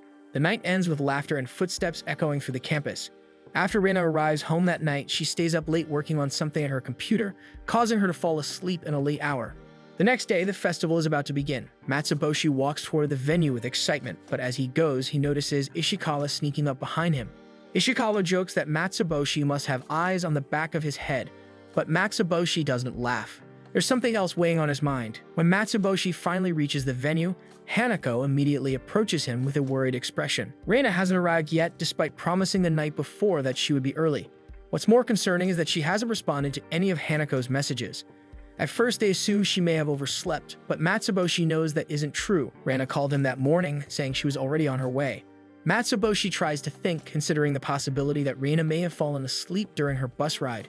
Still, a part of him wonders if she just didn't want to come. But Ishikawa disagrees. He believes something might have happened, and that going to check on her is the right thing to do. The classmates also agree and urge Matsuboshi to find her. Without wasting another second, Matsuboshi rushes out, heading in the direction where he believes Reina might be. Reina ponders quietly by the sea, standing at the water. She reflects on how everything went wrong today. Earlier that morning, while having breakfast with her younger siblings, Ren commented on how exhausted she looked. Eru, noticing it too, gently suggested she take the bus instead of walking. Reina followed their advice, but she ended up accidentally falling asleep during the ride and missed her stop. To make matters worse, her phone died. The next bus wouldn't arrive for a while, and with the festival already underway, she imagines her classmates upset and disappointed in her. To her surprise, a familiar voice calls out from behind. It's Matsuboshi. He tells Reina she's mistaken. He thought he saw her board the bus that morning, so he followed his hunch and found her there. Gently, he reassures her that no one is angry. In fact, the cafe is running smoothly, and it's all thanks to her hard work and planning. Though his words are meant to comfort her, Reina sees it differently. If things are going well without her, then maybe she's not needed after all. She hesitates, unsure if she should still go. Matsuboshi, seeing her doubt, says he's willing to stay by her side if she truly doesn't want to return. But before she can make a decision, he calls their classmates. One by one, they speak to Reina over the phone, warmly encouraging her and letting her know they're willing to wait until she's ready to come back. Matsuboshi continues to comfort Reina, reminding her of how incredible she truly is. But deep inside, Reina only wants to apologize. When she read his exchange diary entry the other day, it left a deep impression on her. While Reina has always admired Matsuboshi, she now realizes he admires her just as much. Her wisdom, hard work, kindness, and how she's respected by everyone around them. He looks up to her as well. Although Matsuboshi remains uncertain about his future, he shares one thing he's sure of. Even if he doesn't have everything figured out yet, he wants to support Reina in the present. He tells her this moment in their lives is something that will only come once. That's why he wants to be by her side for it. Moved by his sincerity, Reina suddenly leaps toward him, causing them both to fall into the shallow seawater. Soaked, she makes her decision. She wants to go, not just for herself, but for Matsuboshi and everyone else in class. With that, they decide to head back together.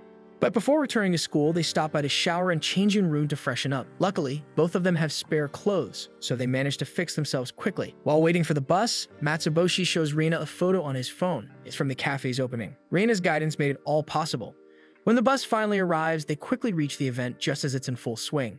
As soon as they step into the venue, they're greeted warmly by their classmates. The two quickly change into their outfits and jump right into helping, serving food and drinks, smiling at guests, and working together. Later, when it's time for a break, Reina gathers everyone and leads them to the art room. There a surprise awaits, displaying her creations. Artwork she's been working on for some time now. She says she's always wanted to do something like it, and the place allowed her to display some in there. Now for the main event, Reina switches off the lights, leaving only the glow of the projector. The screen lights up with a video she created, a documentary filled with photos and clips she quietly took over the school year. It's a remembrance of their time together. Reina says it's something they can look back on, even when they go their separate ways. As the video plays, the room grows quiet with mixed emotions. Whatever the future holds, their bond as friends will remain unchanged. Matsuboshi is being thanked by an old woman when suddenly a boundary marker is hurled toward them. Matsuboshi quickly reacts and shields her. The one who threw it is a bald man causing trouble on the property. He yells at Matsuboshi, claiming he has no right to be there. Though the old woman believes the land was split into three among the man's siblings, He insists the entire property belongs to him. He keeps calling Matsuboshi a surveyor, but Matsuboshi calmly replies that he is merely a property inspector. Without warning, the man throws another boundary marker at Matsuboshi's back. But just when he thinks he's hit, Matsuboshi suddenly appears right behind him. Then Matsuboshi pulls out a scanning device and uses it to identify the man's rightful property area instantly. In seconds, boundary markers rise around the man, locking him inside his designated section. With the registry confirmed, Matsuboshi completes his task. The old woman, watching in amazement, asks about his identity, but Matsuboshi only smiles and repeats what he said earlier is just a normal property inspector. Meanwhile, a young girl sifts through a pile of boxes in her home and comes across an old diary. Curious, she asks her grandmother about it. The elderly woman is Rina, now in her later years. Seeing the diary takes her back to her high school days with Matsuboshi. She explains to her granddaughter that it's an exchange diary between her and Matsuboshi. Intrigued, the little girl asks what his grandpa Matsuboshi is like, so Reina begins to tell her a story. After graduating, Matsuboshi returned to their school as a student teacher. He greeted his former teachers after being away for a long time. His first task was to observe a class alongside Ms. Tubaru. Once the class began, Futaba forgot her notebook, so Itsushi, who's beside her, offered to share. They pushed their desks together, and the sweet scene overwhelmed Ms. Tubaru so much that she suddenly had a nosebleed. Blood poured from her nose uncontrollably. Concerned by how serious it looked, Matsuboshi stepped in and offered to help. He quickly took over the class while Ms. Tubaru was taken care of. At that moment, Matsuboshi introduced himself to the class and proceeded to teach the lesson for the first time. After the class ended, he walked with Ms. Tubaru, who thanked him for stepping in to help. Meanwhile, Henzen, having heard about Tubaru's sudden nosebleed, rushed in to check on her. At first, she assumed Matsuboshi was the cause of the chaos, but to her surprise, it was triggered by other students' interaction, and Matsuboshi had actually saved the situation. Seeing how much he had grown, Henzen became emotional and couldn't help but shed tears. This made Matsuboshi reflect. Though only 5 years had passed, it suddenly felt like he had returned to high school. He imagined Reina beside him as if no time had passed. Longing to see her again, he turned his head, and to his shock, Reina was really standing there. She told him she would be teaching art at the school that year. Reina recalled how Matsuboshi had once mentioned his plan to return and teach, so she decided to surprise him by applying too. Matsuboshi wanted to hug Reina tightly, but since they were in a professional setting and surrounded by their mentors, he held back. He explained that he had taken a year off before finally finding a job and expressed how happy he was to see Reina there. He thanked her for the surprise and promised to give her a tight hug once classes were over. Reina instantly scolded him. He couldn't say things like that with their mentors around. At that moment, Miyahira turned to check on her colleagues, only to find both Henzen and Tubaru collapse on the floor with blood pouring from their noses. Back in the present, Reina's grandchild is even more intrigued after hearing the story, especially knowing that Reina and Matsuboshi haven't seen each other since that day. Though Reina admits she was lonely, she tells her grandchild she held onto their promise all the same. One afternoon in class, some classmates wanted to take photos with them. But before they could, Matsuboshi suddenly told Reina that he wanted to improve himself. Then, he handed her an envelope with a letter inside, asking her to read it. Curious, Reina opened the letter, and the moment she read it, her face turned bright red. Matsuboshi quietly asked her how she felt about it and simply turned around and walked away once he heard her answer. In the hallway, Matsuboshi called out to Riku from behind and handed her an envelope. For a moment, Riku thought it was an invoice for all the trouble she had caused, but when she opened it and read the contents, she realized it was actually a letter of gratitude. Overwhelmed by the realization that Matsuboshi didn't hate her, she burst into tears on the spot. Matsuboshi also gave a letter to their teacher, and the moment she opened it, she was so overwhelmed by esteem that her nose began to bleed. That day, Matsuboshi handed out letters to each of his friends one by one, expressing his thanks. Reina, watching this, wondered why he was suddenly giving letters to everyone. Matsuboshi explained that in order to grow as a person, he needed to express his appreciation openly and share his honest feelings with those around him. Their conversation was soon interrupted by a group of classmates who wanted to take photos. Matsuboshi posed, assuming they wanted a picture with him, but it turned out they were more interested in Reina. That afternoon, while Matsuboshi and Reina were hanging out on the rooftop, they decided to set up a camera and take some photos of their own. They posed together between shots. As they sat down, Matsuboshi wondered aloud why everyone was suddenly so eager to take pictures. Then it hit him, it was the last day of classes. Tomorrow would be graduation and soon they would all go their separate ways. At that moment, Reina stood up and said she had something for him too. She handed Matsuboshi an envelope and urged him to read it. The next day, graduation arrived. The ceremony ended and it was finally over. Mitsuki was scheduled to leave for abroad the following week, and everyone else was preparing to walk their own paths. Hearing this, Riku couldn't help but feel emotional. Then Matsuboshi suddenly called out to Reina, asking about the letter she had given him. It turned out Reina had written that she wanted to break up with him. His words were loud enough to catch the attention of their friends, who all turned to look at them. Reina explained that Matsuboshi had so much potential. Because he could do so many things, she believed he would eventually meet new people, some who might be better than her. Since they would be apart anyway, she felt the need to end things now. Tears welled up in Reina's eyes. She admitted she couldn't do anything without Matsuboshi by her side. But when it came to his future, she knew she couldn't be the one to hold him back. That's why she decided to break up with him. Then, unexpectedly, Riku spoke up. She said she never thought she'd experience something so surreal, something that felt like it came straight out of a TV drama or manga. But being surrounded by close friends and living out a joyful high school life like that was all thanks to Reina. Riku got caught up in her emotions and stumbled over her words, but her message was clear. She wanted both Matsuboshi and Reina to be happy. She said it with tears in her eyes. At that moment, Ishikawa spoke up, urging Matsuboshi to do what he must. With Ishikawa's support, Matsuboshi paused for a moment before kneeling in front of Reina. Now that Reina had shared how she felt, it was his turn. He told her that he had never once thought she was doing nothing. In fact, ever since he met her, it felt like he had been receiving more in life. He had been happier, made friends despite his difficult personality, and even improved in his studies. All because he started pursuing the things he liked. Reina's presence alone, he said, gave him the courage and motivation to move forward. So now, standing before her, Matsuboshi told her he didn't want to break up. He understood her intentions, but even if the future was uncertain, he wanted to walk into it with her. Then, holding her hand, he made a vow. If they met again in the future and their feelings were still the same, he would ask Reina to marry him. Reina approached Matsuboshi and embraced him tightly before answering yes. He promised that no matter what happened in the future, he would come for her. After that, they all gathered to take a photo together.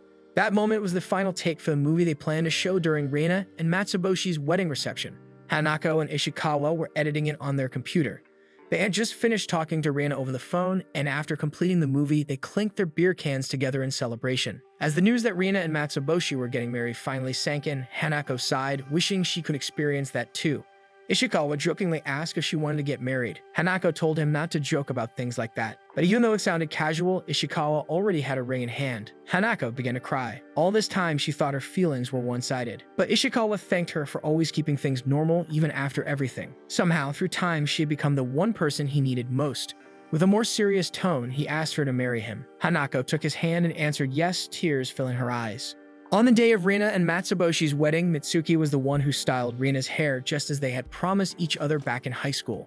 Reina looked stunning in her wedding dress that day. She hugged Mitsuki out of gratitude before heading to the event. That day, Reina's father walked her down the aisle and handed her to Matsuboshi. They shared vows, expressed their feelings, and kissed when they were finally pronounced husband and wife. That is the story Reina tells her grandchild. The child listens closely, enjoying every part, and asks to hear more. But it is already getting dark, so Reina says they should continue next time.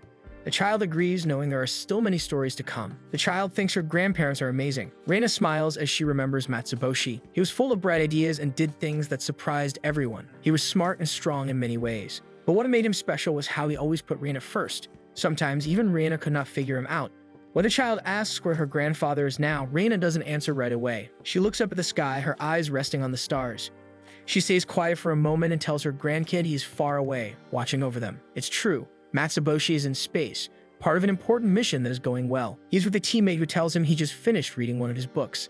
His colleagues often wonder why Matsuboshi joined the mission and went through all the training, especially since he is already a well-known novelist. But the truth is, he had planned this for a long time.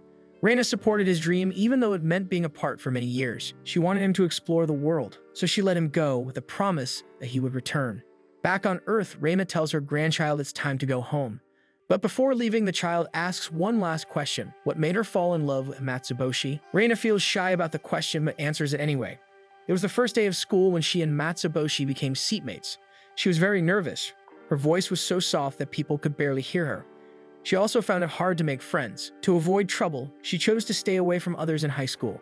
But Matsuboshi was the first to speak to her. Even though she tried to reply, her voice didn't come out clearly. Matsuboshi thought she was ignoring him. Reina thought he would stop talking to her like others did, but he didn't. He kept chatting about random things. Reina never met someone so persistent, so one day when she dropped her eraser and Matsuboshi picked it up for her, she decided to approach him. After much hesitation, thinking that he might not hear her again, Reina decided to go closer to him. And when they were face to face, inches away from each other, she finally said her thanks.